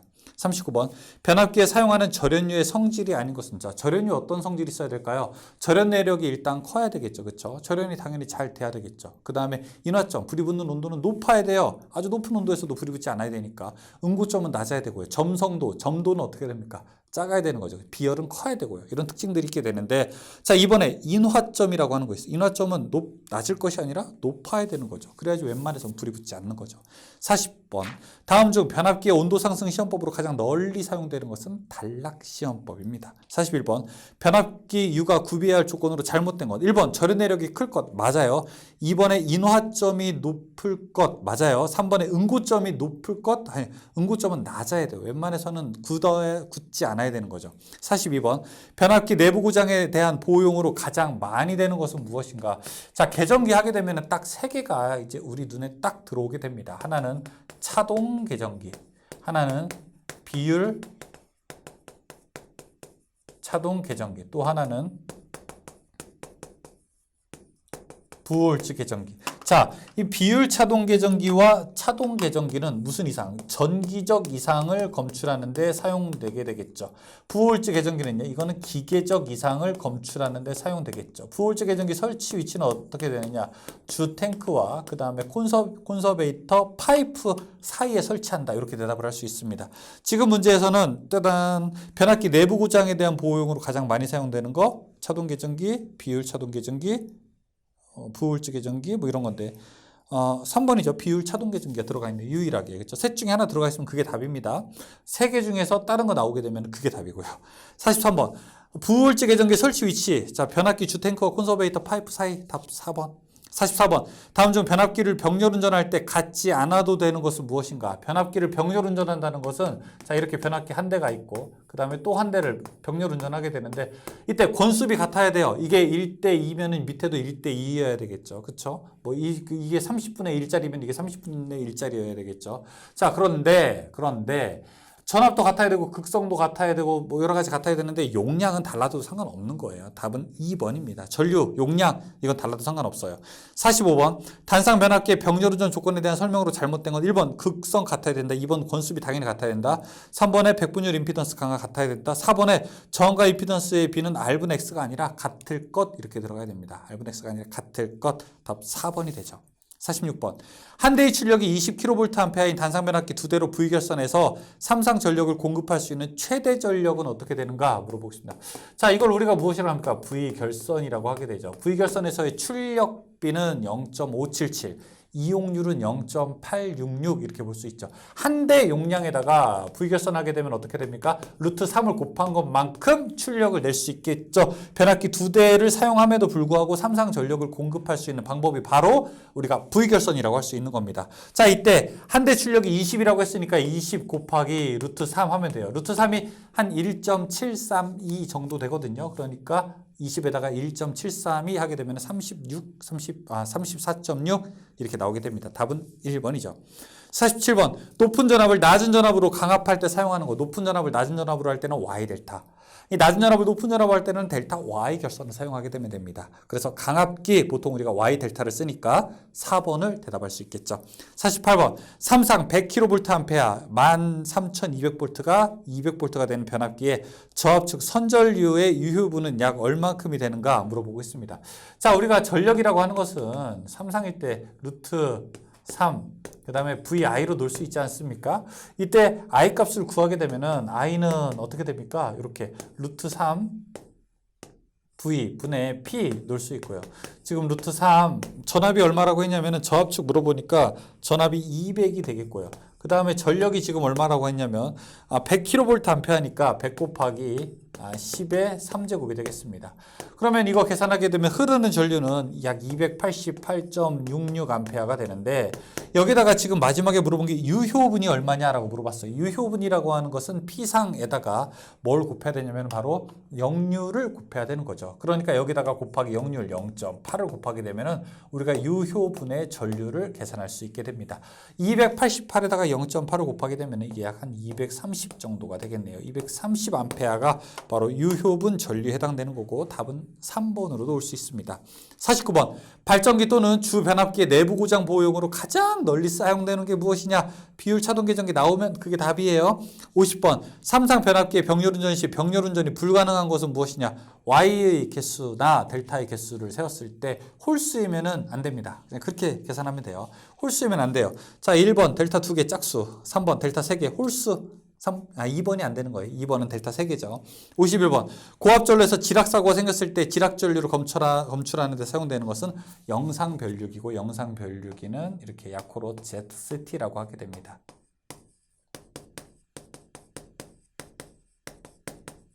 영상변류기. 자, 다음 52번. 지락사고가 생겼을 때 흐르는 영상전류를 검출하는 거 무엇이라고 했죠? 영상 변류기 ZCT 답 3번이 해당되죠. 53번 다음 중 농형 유도전동기의 장점이 아닌 것. 농형 유도전동기는 일단 기본적으로 건선형 유도전동기 이런 것에 비해서 구조가 간단하죠. 그 다음에 가격이 저렴하고 구조가 간단하니까 보수하든지 점검하든지 이런 것들이 아주 쉬워요. 그런데 4번에 기동 토크가 크다. 이거는 이제 사실은 권선형 유도전동기에 비해서는 기동 토크가 작다고 할 수 있습니다. 권선형 유도전동기는 비례추이를 이용해서 기동 토크를 크게 가져올 수 있는 것이 가장 큰 장점이지 않았습니까? 그러니까 4번은 해당이 좀 되지 않는다 볼 수 있습니다. 54번 삼상 유도전동기에서 2차 측정을 2배로 하면 그 최대 토크는 어떻게 되는가? 최대 토크는 2배를 하든 3배를 하든 변하지 않는다. 최대 출력을 낼 수 있는 그 범위는 변하지 않는다. 단지 뭐만 변할 뿐이다? 시점만 변할 뿐이다. 볼 수 있습니다. 답은 1번이죠. 55번 농형 유도전동기의 기동법이 아닌 것은 농형 유도전동기는 Y델타 기동법, 전자납 기동법, 2차 기동보상기법 이런 거 있는데 2차 저항기법은 권선형 유도전동기에 해당하는 기동법이죠. 답은 4번이 됩니다. 56번 유도전동기에서 슬립이 0이라는 것은 무엇인가 물어보고 있습니다. 슬립식 한번 볼까요? 슬립식이라고 하는 것은 동기속도분의 동기속도 마이너스 회전자 속도. 어떨 때 슬립이 0이 되게 됩니까? 분자가 0이 되어야 되겠죠. 분자가 어떻게 됐을 때 0이 됩니까? 동기속도와 회전자 속도가 같을 때 0이 되겠죠. 동기속도와 회전자 속도가 같다는 것. 바로 둘이 똑같이 돌아간다는 뜻이겠죠. 그렇죠? 동기속도로 회전할 때를 이야기하는 거니까 답은 1번 유도전동기가 동기속도로 회전한다. 되겠네요. 57번 다음은 삼상 유도전동기 고정자 권선의 결선도를 나타내는 것이다. 맞는 사항은 무엇인가? 맞는 사항은 지금 쭉 뒤에 보시게 되면 A4, B4, C4가 바로 한 점에서 만나게 되겠죠. 한 점에서 만나게 되니까 일단 Y결선이고요. 일단 A1, B1, C, A1, A2, A3, A4 이렇게 가게 되니까 이거는 우리가 사극으로 놓을 수 있습니다. 그래서 삼상, 전원 삼상 들어오죠. 삼상, 뒤에 사극, 마지막에 Y결선이니까 답은 2번으로 놓을 수 있습니다. 58번 8극 60Hz 그 다음에 삼상 유도전동기의 동기속도는 어떻게 되는가 물어보고 있습니다. 자, 이거 우리가 동기속도는 어떻게 구합니까? P분의 120F 구할 수 있는데 자, 지금 여기 P 극수가 얼마라고 했냐면은 8극이라고 했으니까 8극분의 120 곱하기 주파수가 60일 때 계산할 수 있습니다. 자, 이거 계산하게 되면 900rpm 나오겠네요. 59번 동기속도가 3600rpm 주파수 60Hz 전동기의 극수는 어떻게 되는가? 이것도 역시 똑같이 구하게 되면은 우리가 이 극으로 놓을 수 있습니다. 짜잔 잠깐만 여러분 4극 60Hz일 때 동기속도 얼마죠?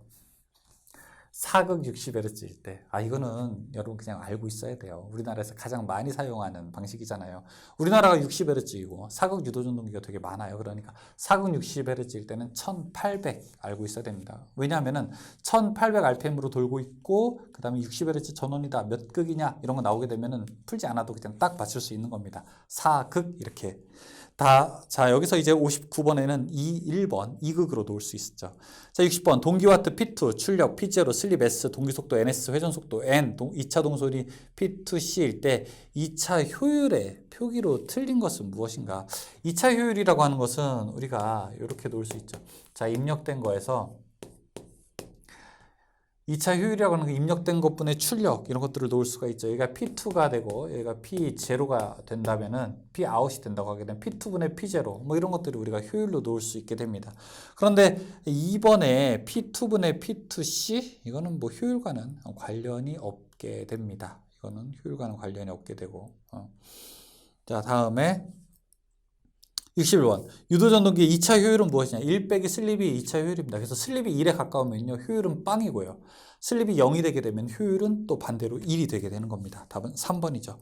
62번에 슬립 링이 있는 유도전동기는 무엇인가? 자, 2차 측, 즉 회전자에다가 전력을 공급해 줘야 되기 때문에 이건 우리가 권선형 유도전동기라고 할 수 있죠. 답은 권선형 유도전동기. 63번 역률과 효율이 좋아서 가정용 선풍기, 세탁기, 냉장고 등에 주로 사용되는 거 콘덴서 사용하는 거 콘덴서 기동형 전동기가 바로 이런 단상 유도전동기 중에서 역률이 좋은 전동기이죠. 답은 2번입니다.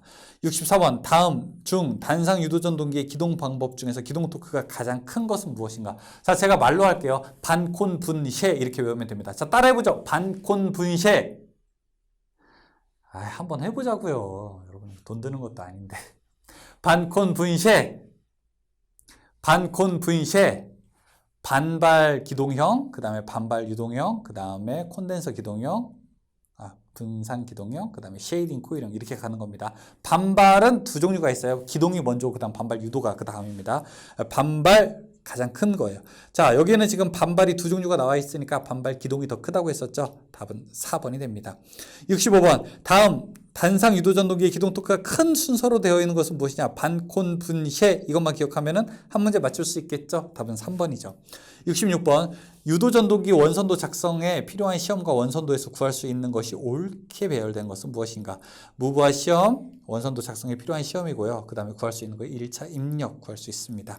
67번. 유도전동기에서 원선도 작성 시 필요하지 않은 시험은 이것도 너무 출제가 잘 되는 문제예요. 여러분 여기다 별표 꼭 2개 해주세요. 1개 아니에요. 2개 해줍니다. 원선도 작성에서는 슬립이라고 하는 것은 원선도 상에서 구할 수 있기 때문에 측정은 별도로 하지 않아도 괜찮습니다. 68번. 동기속도 1800, 주파수 60Hz인 동기발전기 극수는 몇 극인가? 드디어 나왔어요. 아까 우리가 딱 외우자고 했었죠.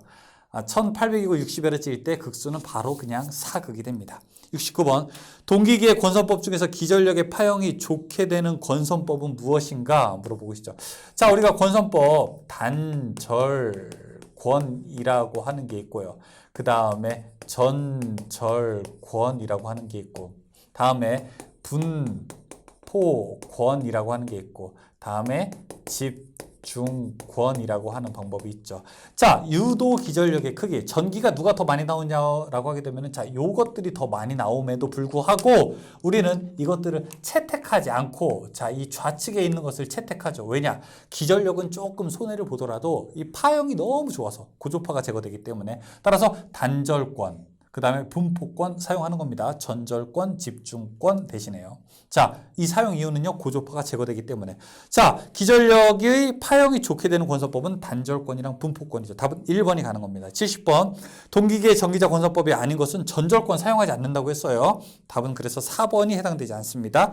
71번. 동기발전기의 무브와 포화곡선에 대한 설명으로 옳은 것은 무엇인가? 무브와 포화곡선이라고 하는 것은 이렇게 되겠는 거죠. 자, 계좌전류를 아무리 공급하더라도 그 다음에 단자전압이 어떻게 된다? 이렇게 어느 정도 가게 되면 한계에 도달하게 된다. 계좌전류와 단자전압과의 관계를 이야기하죠. 계단 이렇게도 외웠었어요. 답은 4번이죠. 72번. 동기발전기의 병렬운전 중에 기전력의 위상차가 생기게 되면, 병렬운전하고 있는데 위상차가 생기게 되면 한쪽을 좀 커버하려고 하는 힘이 생깁니다. 그걸 우리가 무엇이라고 하죠? 동기화력, 유효순환전류라고 부르게 되죠. 반대로 두 개가 사이에 전압이 조금 달라요. 그러면 어떻게 됩니까? 한쪽을 순환하는 전류가 생기게 되죠. 그건 우리가 무효순환전류라고 부르게 되죠. 지금은 위상차가 생겼기 때문에 동기화력이 생기게 되고요. 답은 4번이 됩니다. 73번. 병렬운전하고 있는 삼상 동기발전기에 동기화 전류가 흐르는 경우 어느 때인가? 동기화 전류가 뭐예요? 이게 유효순환 전류인 거예요. 동기화 전류가 4번. 원동기의 출력이 변화할 때. 74번. 동기발전기의 병렬운전에서 같지 않아도 되는 것은? 동기발전기라고 하는 것은 뭐예요? 이 교류발전기거든요. 교류발전기일 때는 전압도 같아야 되고, 주파수도 같아야 되고, 상의 순서도 같아야 되고, 위상도 같아야 돼요. 하지만 용량, 전류 이런 건 틀려도 돼요. 큰 거 사고서 옆에다가 작은 거 설치할 수 있는 거거든요. 답은 3번이 됩니다. 75번. 삼상 동기발전기의 무브화 전압보다 90도 뒤진 전기자 전류가 흐를 때 전기자 반작용은 어떻게 되는가 물어보고 있습니다. 이 전기자 반작용 표 여러분 그릴 수 있어야 돼요. 그래야지 나중에 기사 가서도 공부할 때 좋습니다. 양쪽에 전압, 그 다음에 여기에 전류, 그 다음에 전류. 자, 왼쪽에 두 개는 발전기를 뜻하고 오른쪽에 두 개는 전동기를 뜻하게 되고요. 판 위에는 뭐 올려야 됩니까? 감자 올리고 그 밑에는 반대가 되는 증자를 딱 쓰면 됩니다. 자, 이때 문제. 동기 발전기에서, 발전기니까 이 두 개 2, 4분면과 3, 4분면 보면 되죠. 무브화 전압보다 90도 뒤진 전기자 전류일 때, 전류가 더 뒤질 때, 자, 이렇게 가는 거니까 전류가 더 뒤지는 거는 뭐죠? 감자죠, 감자. 감자 작용을 한다. 답은 1번이 됩니다. 76번. 동기조상기를 부종료자로 운전하게 되면 어떻게 되는가? 불이라고 했죠. 불이 리액터로 작용하게 되죠. 77번. VVVF는 어떤 전동기 속도 제어에 사용되게 되는가? Variable Voltage, 전압을 조절하고 Variable Frequency, 주파수를 제어한다라고 하게 되면은 삼상 유도 전동기를 제어할 때 사용하게 되는 겁니다. 답은 2번 유도 전동기입니다. 78번. 다음 중 유도 전동기 속도 제어에 사용하는 인버터 장치야. 그거는 조금 전에 이야기했었죠. VVVF. 79번. 양방향으로 전류를 흘릴 수 있는 양방향 소자는 무엇인가? 뒤에 AC가 들어가게 되면은 교류라고 생각하고 양방향 소자라고 생각해도 괜찮습니다. 다이액 혹은 트라이액 이런 것이 양방향 제어 소자가 되는 겁니다. 답은 3번이죠. 트라이액. 트라이액은 너무 자주 나오게 돼요. 이거는 기호를 알아맞추는 것도 나오게 되고 이렇게 양방향으로 흘릴 수 있는 게 무엇이냐 이렇게 물어보기도 합니다. 80번. SCR 두 개를 역병렬로 접속한 그림과 같은 기호의 명칭은 조금 전에 했었죠. 트라이액이죠. 기호 찾으라는 문제도 굉장히 자주 나오게 됩니다. 81번. 다음 중 비선형 소자는 무엇인가? 저항 인덕터 커패시터는 선형 소자가 되는 건데요. 진공관, 다이오드, TR 이런 것들은 다 비선형 소자가 됩니다. 답은 4번이 됩니다. 80번. 다음 중에서 정류 소자가 아닌 것은 무엇인가? 정류라고 하는 것은 교류를 직류로 바꾸는 거죠. 근데 1번에 LED라고 하는 것은 뭐예요? 라이트 에미팅 다이오드라고 해서 이건 우리가 그냥 빛 나오게 되는 거 LED 그거를 이야기하는 거죠. 발광 소자죠. 이거는 답은 1번이 되게 됩니다. 83번. 반도체 내에서의 정공 구멍은 어떻게 생기게 되는가? 결합전자가 이탈하게 되어서 생기게 된다. 답은 1번이 되고요. 84번. 직류전압을 직접 제어하는 것을 무엇이라고 하게 되는가? 자, 이거 우리가 꼭 기억해야 되겠죠. 자, 일단 여기 교류가 있고 교류를 그 다음에 직류로 바꾸고 직류를 다시 교류로 바꾸고 혹은 직류를 다른 직류로 바꾸는 방법도 있습니다. 자, 우리가 직류를 교류로 바꾸는 것을 자, 인버터라고 부르게 되고요. 교류를 직류로 바꾸는 것을 우리가 컨버터라고 부르게 되고 이거 직류를 다른 직류로 바꾸는 것을 초퍼라고 부르게 되고 교류를 또 다른 교류로 바꾸는 것을 이거를 사이클로 컨버터라고 국가기술 자격에서는 이렇게 부릅니다. 이게 사실은 실용상 그러니까 현장에 갔을 때는 조금씩 의미가 좀 달라요. 초퍼형 인버터 뭐 이런 말도 쓰기 때문에 조금 다르기는 하는데 국가기술 자격에서는 일단 여러분 이 표를 보시면 됩니다. 직류전압을 직접 제어하는 것을 뭐예요? 초퍼형 인버터, 초퍼라고 생각하셔도 됩니다. 85번. 교류전동기를 직류전동기처럼 속도 제어하려면 가변 주파수의 전원이 필요하다. 주파수 F1에서 직류 변화하지 않고 바로 변화하는 거. 교류를 바로 다른 주파수 바꾸는 거 사이클로 컨버터. 답은 1번으로 놓을 수 있죠. 86번. 삼상 전파 정류 회로에서 교류 입력이 100V이면 출력은 어떻게 되는가? 자, 정류회로 보게 되면은요. 여기에 단상이 있고 삼상이 있죠. 반파가 있고요. 여기 전파가 있습니다. 입력된 것의 출력이 몇 퍼센트가 되느냐? 단상 반파일 때는 0.45가 되고 단상 전파일 때는 0.9, 삼상 반파일 때는 1.17, 삼상 전파일 때는 1.35배가 출력이 되죠. 지금 문제는 이거죠. 삼상 전파일 때 100V 넣었는데 자 그러면 출력이 얼마냐? 당연히 135V가 되겠죠. 답은 그래서 몇 번? 4번이 되겠습니다. 자, 여기까지 전기기기 문제를 모두 풀어봤습니다. 중간에 문제 푸는 거는 많이 있었지만 전기 이론보다는 훨씬 더 수월했죠. 하지만 개념적으로 꼭 알아야 될 내용들, 예를 들어 직류기에서 뭐 직권이 뭐고 분권의 특징, 그 다음에 변압기에서 병렬운전이라든지 아니면은 계속 많이 출제가 되는 것, 절연유, 변압기 유의 특징이라든지 아니면 유도전동기에서는 슬립이라든지 동기속도와의 관계들, 그 다음에 동기기에서는 전기자 반작용 문제 꼭 기억하셔야 되고 마지막에 우리가 정류기에서는 이 트라이액이라든지 회로 소자의 특징 같은 것들 꼭 알아두셔야 되겠습니다. 정말 자주 출제되는 문제이기 때문에 그래요. 여러분 잠깐 쉬었다가 피곤하시죠? 잠깐 쉬었다가 저희 설비 마저 가보겠습니다. 잠깐 쉬었다 할게요. 자, 이어서 전기 설비 문제 풀어보겠습니다. 전기 설비는 총 45개의 문제가 준비되어 있고요. 여러분 잘 지금까지 공부하셨다면 충분하게 맞출 수 있는 문제들이라고 생각합니다. 그럼 저와 같이 이제 마지막 과목인 전기 설비 문제 시작해보죠. 1번 450, 750V 일반용 단심 비닐 절연 전선의 약호는 어떻게 되는가? 단심 비닐 절연 전선 요즘에 많이 사용하고 있는 건데요. NR이라고 표기하면 됩니다. 답은 4번이에요. 이번에 인입용 비닐 절연 전선을 나타내는 약호는 무엇인가 물어보고 있습니다. 인입선이라고 하는 것은 이렇게 전주에서 집으로 들어오게 되는 선을 인입선이라고 부르게 됩니다. 바로 이거죠. 이거는 이제 드롭 와이어라고 해서요. 우리가 DV선이라고도 부르게 됩니다. 답은 3번이죠. 3번 다음 그림과 같이 단선의 직고리 접속에 사용하는 접속기구의 명칭은 무엇인가요? 혹시 본 적 있으신가요? 자, 이렇게 생긴 것을 우리가 와이어 커넥터라고 부르게 됩니다. 전선 두 개를 직고리 접속에 이렇게 꼬아서 접속한 다음에 커버를 씌우게 되는 것이 바로 이 와이어 커넥터죠. 답은 2번이 되죠. 4번 옥내배선 공사에서 절연전선의 피복을 벗길 때 사용하면 편리한 공구. 전선 피복 벗기는 공구는 바로 와이어 스트리퍼고요. 여러분 전기기능사 필기 합격하시고 이제 실기시험 준비할 때면은 아마 굉장히 친해져야 되는 공구 중에 하나가 바로 이 와이어 스트리퍼입니다. 5번 전기공사에 사용하는 공구와 작업 내용이 잘못된 것은 무엇인가? 4번에 피시테이프 보게 되면 전선관을 보호한다? 그렇잖아요. 피시테이프는 뭐죠? 맞아요. 배관에 전선을 넣을 때 사용하는 공구죠. 피시테이프는 배관에 전선을 넣을 때 사용합니다.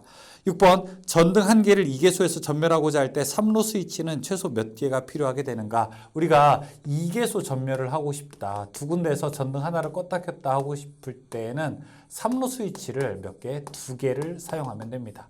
그런데 만약에 한 3개소에서 전등을 제어하고 싶다라고 하면은 이때는 3로 스위치 2개, 그 다음에 4로 스위치 1개를 사용하면 됩니다. 당연히 여기서 이제 만약에 4개소에서 사용하고 싶다면 3로 스위치 2개, 4로 스위치 2개를 또 이용할 수 있죠. 지금 문제에서는 3로 스위치를 2개소에서 전멸하고 싶다고 했으니까 2개 사용하시면 됩니다. 이게 어떻게 동작이 되냐 궁금하시는 분들은 여러분 유튜브에서 3로 스위치 동작 원리라고 이렇게 딱 치시게 되면 제 최근 영상이 있습니다. 제가 이제 그림으로 잘 표시한 게 있으니까, 그리고 실제 배선으로도 연결된 게 있으니까 내용 딱 보시면 아 이게 3로 스위치구나 잘 아실 거예요. 답은 우리가 3번으로 놓을 수 있습니다. 7번 코드 상호, 캡타이어 케이블 상호 접속 시 사용해야 하는 것은 무엇인가? 코드를 접속할 때 사용한다고 되어 있죠. 코드 접속기 이용하면 됩니다. 8번 큰 건물의 공사에서 콘크리트에 구멍을 뚫어 드라이브 핀을 경제적으로 고정하는 공구는 무엇인가? 우리가 콘크리트에다가 어떤 걸 박을 때 사용하는 게 일반적으로 드릴을 박은 다음에 그 다음에 칼블럭이라고 하는 것을 사용할 수도 있지만 보통 우리가 사용할 때 이 화약의 폭발력을 이용해서 핀을 박는 경우도 있습니다. 그걸 우리가 드라이브 히트 툴이라고 부르게 됩니다. 답은 2번이죠. 9번 노가웃 펀치와 같은 용도로 배전반이나 분전반 등의 구멍을 뚫을 때 사용하는 것을 무엇이라고 하게 되는가? 이제 공구 중에서 자 이렇게 원형으로 되어 있는데 원형의 끝에 부분이 바로 이렇게 톱날처럼 되어 있어서 전동 봉구로 돌리게 되면 구멍이 뚫리는 거 홀을 썰어버린다라고 해서 홀소라고 부릅니다. 홀소라고 부르는 공구가 있어요. 구멍 뚫을 때 사용합니다. 답은 2번이 됩니다. 10번 금속관을 가공할 때 절단된 내부를 매끈하게 하기 위해서 사용하는 공구의 명칭은 무엇인가? 관 안쪽 면을 다듬는 데 사용하죠. 리머를 이용할 수 있습니다. 11번 합성수지관 공사에 대한 설명 중에서 옳지 않은 것은 무엇인가? 합성수지관이라고 하는 것은 우리가 PVC, PE 전성관 이런 것들을 모두 다 합성수지재, 플라스틱재 전성관이라고 부르게 됩니다. 이 합성수지재 전성관의 지지점 간의 거리는 1.5m죠. 자, 지지점 한번 이야기를 해볼까요? 여기다 쓸까요? 자, 지지점. 금속관 3m. 합성수지관 1.5m. 그 다음에 애자 2m. 자, 덕트는 일반 덕트는 3m가 되는데 이게 만약에 라이팅 덕트다라고 하게 되면은 2m가 되고요. 케이블은요 2m가 되는데 이게 캡타이어 케이블이다 그러면은 1m가 되죠. 이런 것들 가요전선관 1m 이런 것들 우리가 알고 있어야 되는 내용 중에 하나입니다. 11번은 어쨌든 3m가 아니라는 거예요. 합성수지재는 1.5m라는 겁니다. 12번 금속관 공사를 할 때 엔트런스 캡의 사용으로 옳은 것은 이렇게 빗물의 침입을 방지하기 위해서 우리가 전선의 인입구에 사용하는 게 엔트런스 캡이죠. 답은 2번 저압 가공 인입선의 인입구에 사용된다. 여기가 맞는 말입니다. 13번 접착제를 사용하여 합성수지관을 삽입할 경우에 관의 깊이는 합성수지관 외경의 최소 몇 배가 되겠는가? 우리가 접착제 사용할 때는 0.8배, 접착제 사용하지 않을 때는 1.2배가 되기 때문에 답은 1번 0.8배로 놓을 수 있습니다. 14번 합성수지관을 새들 등으로 지지하는 경우 그 지지점 간의 거리는 몇 미터 이하로 해야 되는가? 여기 합성수지관은 1.5m 이하로 해야 한다. 15번 다음 중 금속전선간의 호칭을 맞게 기술한 것은 무엇인가? 박강이라고 하는 것은 얇은 거예요. 얇은 거는 외경으로 하게 되고요. 그 다음에 후강 두꺼운 거는 내경으로 하게 됩니다. 후강은 외경, 후강은 내경. 답은 3번이 되겠죠. 16번. 금속관 공사에 대한 설명으로 틀린 것은 무엇인가? 금속전선관에서 우리가 가지고 있는 특징이라고 하게 되면 굉장히 장점이 많아요. 기계적으로도 합성 수지관에 비해서 훨씬 더 단단하죠. 그 다음에 온도 변화에 대해서도 굉장히 강하게 대처를 할 수 있게 됩니다. 하지만 단점으로 가지고 있는 것 중에서 아주 취약점이 바로 금속관 그 재질 자체가 도체라는 겁니다.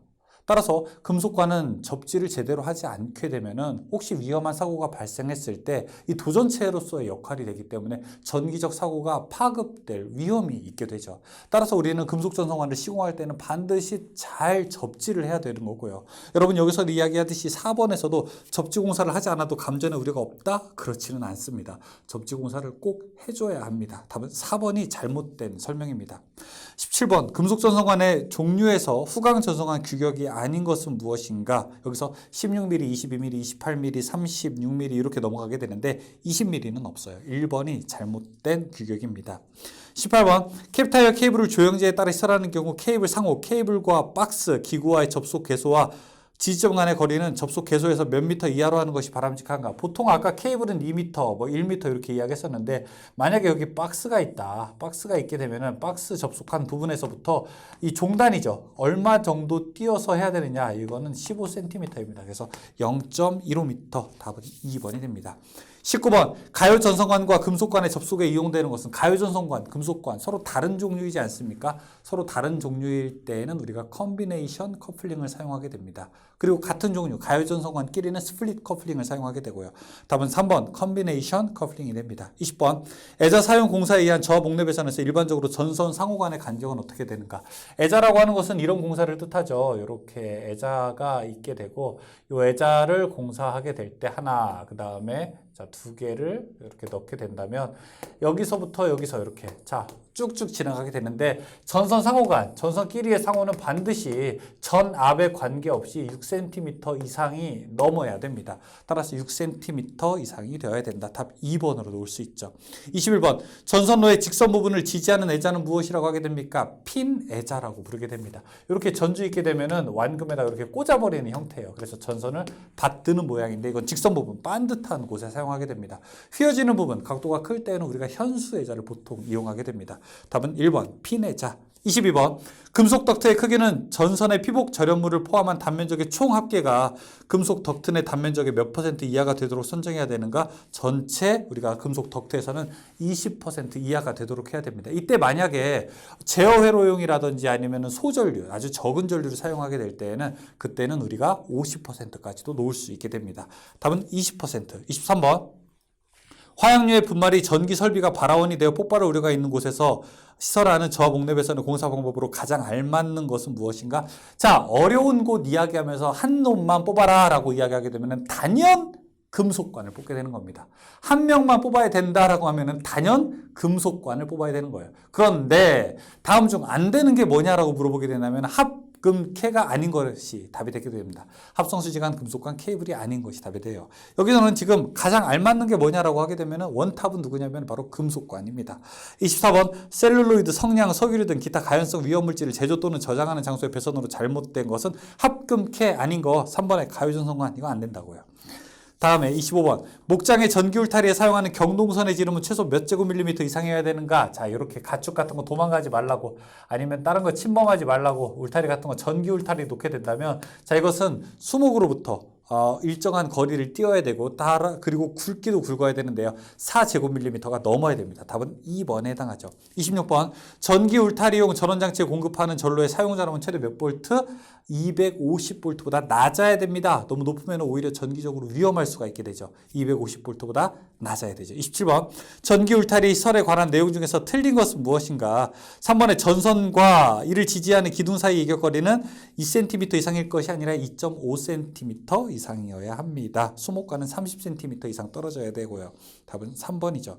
28번 지중해 매설되어 있는 금속재 수도관로는 접지공사의 접지극으로 사용할 수 있다. 접지를 해야 되는데 적절하지 않을 때에는 수도관을 이용해서 접지 역할을 대신할 수 있어요. 근데 그때 수도관은 접지 저항이 3옴 이하가 되어야 됩니다.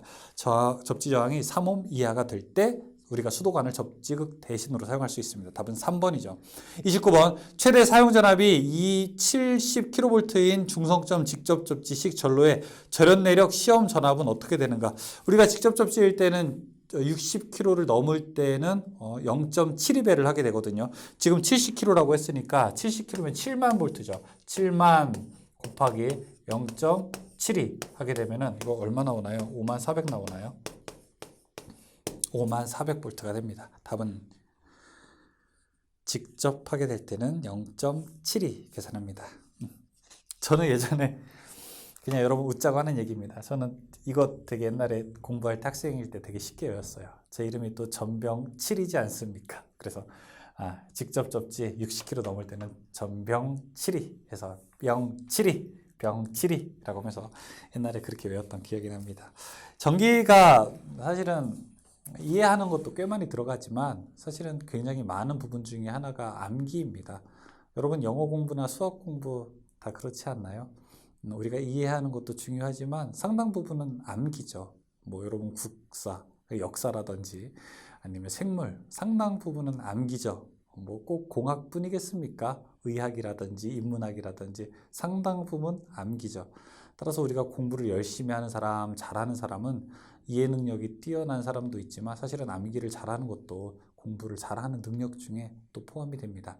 그런데 무조건 우리가 그냥 막 씹어먹듯이 그냥 막 억지로 외운다고 외워지는 게 아니라 혹시 주변에서 응용할 수 있는 것들을 한번 잘 생각해 보게 된다면 우리가 암기하는데 아주 효율적으로 사용할 수 있는 것들이 반드시 있게 됩니다. 그 중에 하나가 저는 병7이었었어요. 그냥 웃자고 해본 말입니다. 30번 가공 전선로의 지지물에 하중이 가해지는 경우 그 하중을 받는 지지물의 기초 안전율은 일반적으로 얼마 이상이어야 되는가? 자, 만약에 여기 이렇게 전주가 하나 있습니다. 전주가 하나 있게 되는데 만약에 위에서 가해지는 하중이 한 1톤 정도 된다고 해볼게요. 그러면 이 전주는 얼만큼 버틸 수 있어야 될까요? 딱 1톤 버틸 수 있어야 되나요? 여러분 예를 들어 의자에 앉으시잖아요. 의자가 보통 뭐 사람이 아무리 무거워도 150kg을 예를 들어 넘는 경우는 없겠죠. 그렇죠? 한번 잘 생각해 보세요. 150kg 물론 넘는 분들도 계시지만 우리가 일반적으로 150kg을 넘는 경우는 없잖아요. 그러면은 그렇다고 1인용 의자라고 해서 딱 150kg을 버틸 수만 있게 만들까요? 그렇지 않겠죠. 두 사람이 같이 앉아도 의자 좀 버틸 수 있게 만들잖아요. 그렇죠? 그러면 그걸 가지고 우리가 일종의 여유율이라고 합니다. 몇 배 정도 몇 배 정도를 더 여유 있게 할까? 의자에 제가 보기엔 2명은 앉아도 괜찮아야 될 것 같아요. 왠지 그렇죠? 하지만 3명, 4명 이렇게 하게 되면 의자는 아마 다리가 부러질 수도 있을 겁니다. 전주도 마찬가지예요. 이 전주가 기본적으로 우리가 하중에 대해서 견딜 수 있어야 되겠지만 이 몇 배 정도 우리가 더 버티게 설계가 되어야 되느냐가 이미 전주를 설치를 할 때 고려가 돼야 되죠. 보통 우리가 그걸 가지고 무엇이라고 하게 되냐면은 안전율, 그 다음에 뭐 여유율 이렇게 이야기를 하게 되고요. 여기서 이제 안전율은 2가 됩니다. 즉 2배, 2톤을 그러니까 만약에 1톤의 하중을 받는다면 2톤은 버틸 수 있어야 되겠죠. 근데 여기서 조금 이제 특이한 게 지선이라고 하는 게 있어요. 지선은 요거 전주 쓰러지지 말라고 이렇게 지지하는 선. 자, 이것의 안전율은 2.5가 됩니다. 전기기능사 공부하실 때 안전율 2번 나올 거예요. 이 지지물, 그쵸? 그러니까 지지물의 안전율이 얼마냐라고 하면 2라고 대답하시면 되고, 그 다음에 지선의 안전율이 얼마냐라고 하게 되면 2.5라고 대답하면 됩니다. 물론 이제 지지물의 안전율도 이게 목주냐 들어가게 되면 조금 또 달라요. 한 1.3 정도로 이렇게 내려가게 되는데, 그냥 일반적인 지지물은 2, 지선의 안전율은 2.5 이렇게 대답하시면 됩니다. 31번 저압 가공인입선이 횡단보도교를 지나는 경우 지상으로부터 몇 미터 이상이어야 되는가? 횡단보도 지날 때 지상으로부터 3m 이상이어야 됩니다. 저압일 때는요. 32번 가공 케이블 시설 시 조가용 선의 행거를 사용하는 경우 간격은 몇 센티미터 이하이어야 하는가? 행거라고 하는 것은 이렇게 전주가 있을 때 이렇게 매다는 선이 있고 그 밑에 만약에 케이블 같은 것이 지나가게 된다면 자 이런 것을 이렇게 매달아 놓는 것을 우리가 행거라고 하게 됩니다. 행거일 때는 서로 간격이 50cm 이하가 되어야 됩니다. 만약에 테이핑 방식으로 하게 된다면요. 그때는 20cm 이하가 되어야 되고요. 33번 다음 중 지중 전선로의 매설 방법이 아닌 것은 땅으로 매설하는 방법이 아닌 것은 무엇이죠? 관로식, 암거식, 직접 매설식 이런 거는 다 땅으로 매설하는 방식이 되게 되는데 4번은 행거식 이거는 관계가 없죠. 4번은 관계가 없습니다. 34번 다음 중 주상변압기를 전주에 설치하기 위해서 사용하는 금구류는 행거밴드. 35번 저압 배전선로에서 전선을 수직으로 지지할 때 사용하는 장주용 자재명. 수직으로 지지할 때는 여기 이렇게 생긴 자재를 사용하게 됩니다. 자, 이렇게 전선 지나가게 되고요. 이런 걸 우리가 레크라고 부르게 됩니다. 레크. 36번 주상 변압기 시설하는 캐치홀더는 어느 부분에 직렬로 삽입하는가? 변압기 2차 측에 우리가 사용하게 됩니다. 2차 측 비접지 측 전선. 그러니까 2차 측에 전력선에다가 설치한다는 얘기죠. 답은 3번이 되겠습니다. 37번 A종 철근 콘크리트주의 길이가 7m이고 설계 하중이 6.8kN인 경우에 땅에 묻히는 깊이는 어떻게 되는가? 설계 하중이 우리가 6.8kN이고 길이가 7m이니까 보통 우리가 6분의 1 이상 묻어야 되겠죠. 그럼 7 곱하기 6분의 1 하게 되면은 한 몇 미터 정도 묻어야 되는가 나오게 됩니다. 1.67m 정도 나오게 되나요? 답은 1.17. 1.17 정도 나오게 되니까 답은 1번이 되겠네요. 38번 가공 전선로의 지지물에 시설하는 지선으로 연선을 사용할 경우 소선은 최소 몇 가닥 이상이어야 되는가? 자, 지선을 사용할 때 이렇게 지지하는 선일 때 한 가닥이 아니라 최소 3가닥 이상을 꼬아서 사용하게 됩니다. 답은 1번 3가닥. 39번 가공 전선로의 지지물에 시설하는 지선의 안전율은 얼마입니까? 아까 제가 지선 안전율 얼마라고 했죠? 2.5라고 했죠. 답은 2번. 40번 고압 가공 전선로의 전선의 조수가 3조일 때 완금의 길이는 어떻게 되는가? 자, 이렇게 3조 하나, 둘, 세 개일 때 이 완금의 길이 1.8m. 그러니까 1800mm가 넘어야 되겠는 거죠. 답은 3번이죠. 41번 교통신호등의 전구에 접속하는 인하선의 높이가 2.5m일 때 전선의 규격은 어떻게 되는가? 최소 2.5 스퀘어를 넘어야 됩니다. 최소 2.5. 42번 배전선로 보호를 위하여 설치하는 보호장치는 무엇인가? 리클로저라고 해서 일정한 신호 시간에 따라서 재폐로를 반복하는 거. 그걸 우리가 자동 재폐로 차단기라고 부르게 되고 리클로저라고 합니다. 영어로는 답은 3번이 되겠죠. 일시적은 우리가 수목 접촉에 의해서 만약에 선로 이상이 생겼을 때 전기를 완전히 영구 차단하는 것이 아니라 일시적으로 차단했다가 다시 전기를 재투입했다가 차단했다가 재투입했다가 이런 동작 책무를 가지고 있는 것을 리클로저라고 부르게 됩니다. 43번 저압 배전반에서 앞면 또는 조작 계측면의 최소 유지거리는 어떻게 되는가? 배전반이 여러분 이렇게 분전반이 있으면은 만약에 문을 열어가지고 관찰할 때 일정하게 앞에가 좀 여유 있어야 되지 않을까요? 그 최소 거리를 우리가 1.5m 정도로 놓게 됩니다. 답은 1.5m 3번이죠. 44번 건축물의 종류에서 은행, 상점, 사무실의 표준부하는 얼마가 되어야 되는가? 은행, 상점, 사무실 표준부하 30V/A per 제곱미터. 다음에 주택이나 아파트는 40이 되겠죠. 주택, 아파트 40 가장 큽니다. 답은 여기서는 3번 30이 되겠습니다. 45번 점유 면적이 좁고 운전보수에 안전하며 공장, 빌딩 등의 전기실에 많이 사용되는 배전반은 어떻게 되는가? 이 공장이라든지 요새 아파트 뭐 이런 데 다 가보게 되면은 이 배전반이 다 이렇게 캐비넷 안에 들어가 있죠. 이 캐비넷 안에 들어가 있는 것을 우리가 무엇이라고 하게 됩니까? 폐쇄식 혹은 큐비클식이라고 부르게 됩니다. 따라서 큐비클식 배전반이라고 부르면 되니까 답은 3번으로 놓을 수가 있겠네요. 자, 여기까지 우리가 문제를 모두 다 풀어봤습니다. 여러분 문제 푸시면서 중간중간에 이거 너무 어렵다, 이거 너무 복잡하다 이런 문제도 몇 개 있을 거예요. 그런데 그런 문제에 너무 고민하지 말고요. 그런 문제에 너무 에너지 뺏기지 말고 자, 지금 공부해야 되는 건 어떤 문제라고 했습니까? 좀 아리송한 문제들. 야, 이거 뭐지? 이거였던가? 해설이랑 답 보면은 맞아 이거였지 라고 하는 문제들 있잖아요. 이 문제들을 지금부터 집중적으로 공략을 해서 여러분들이 온전히 내 것으로 만드는 시간이 되어야 됩니다. 그것들이 다 끝났을 때 이제 아주 어려운 문제, 고차원적인 문제를 도전하면 되겠죠. 자, 남은 시간 동안 여러분께 좋은 결과가 있기를 바라겠고요. 저희 다산에듀도 항상 여러분과 함께 하겠습니다. 여러분이 주시는 사랑만큼 저희도 여러분을 위해서 항상 노력하는 그런 회사가 되겠습니다. 여러분 궁금한 내용 있으시면은 댓글로 남겨주시고요. 댓글 보고 제가 좋은 질문들이나 아니면은 답변이 적절한 질문들은 꼭 답변을 드리겠습니다. 항상 여러분 좋은 결과 있기를 바라겠고요. 전기기능사 필기뿐만 아니라 실기도 꼭 다산에듀 다산전기학원과 함께 해주시기를 바랍니다. 고맙습니다.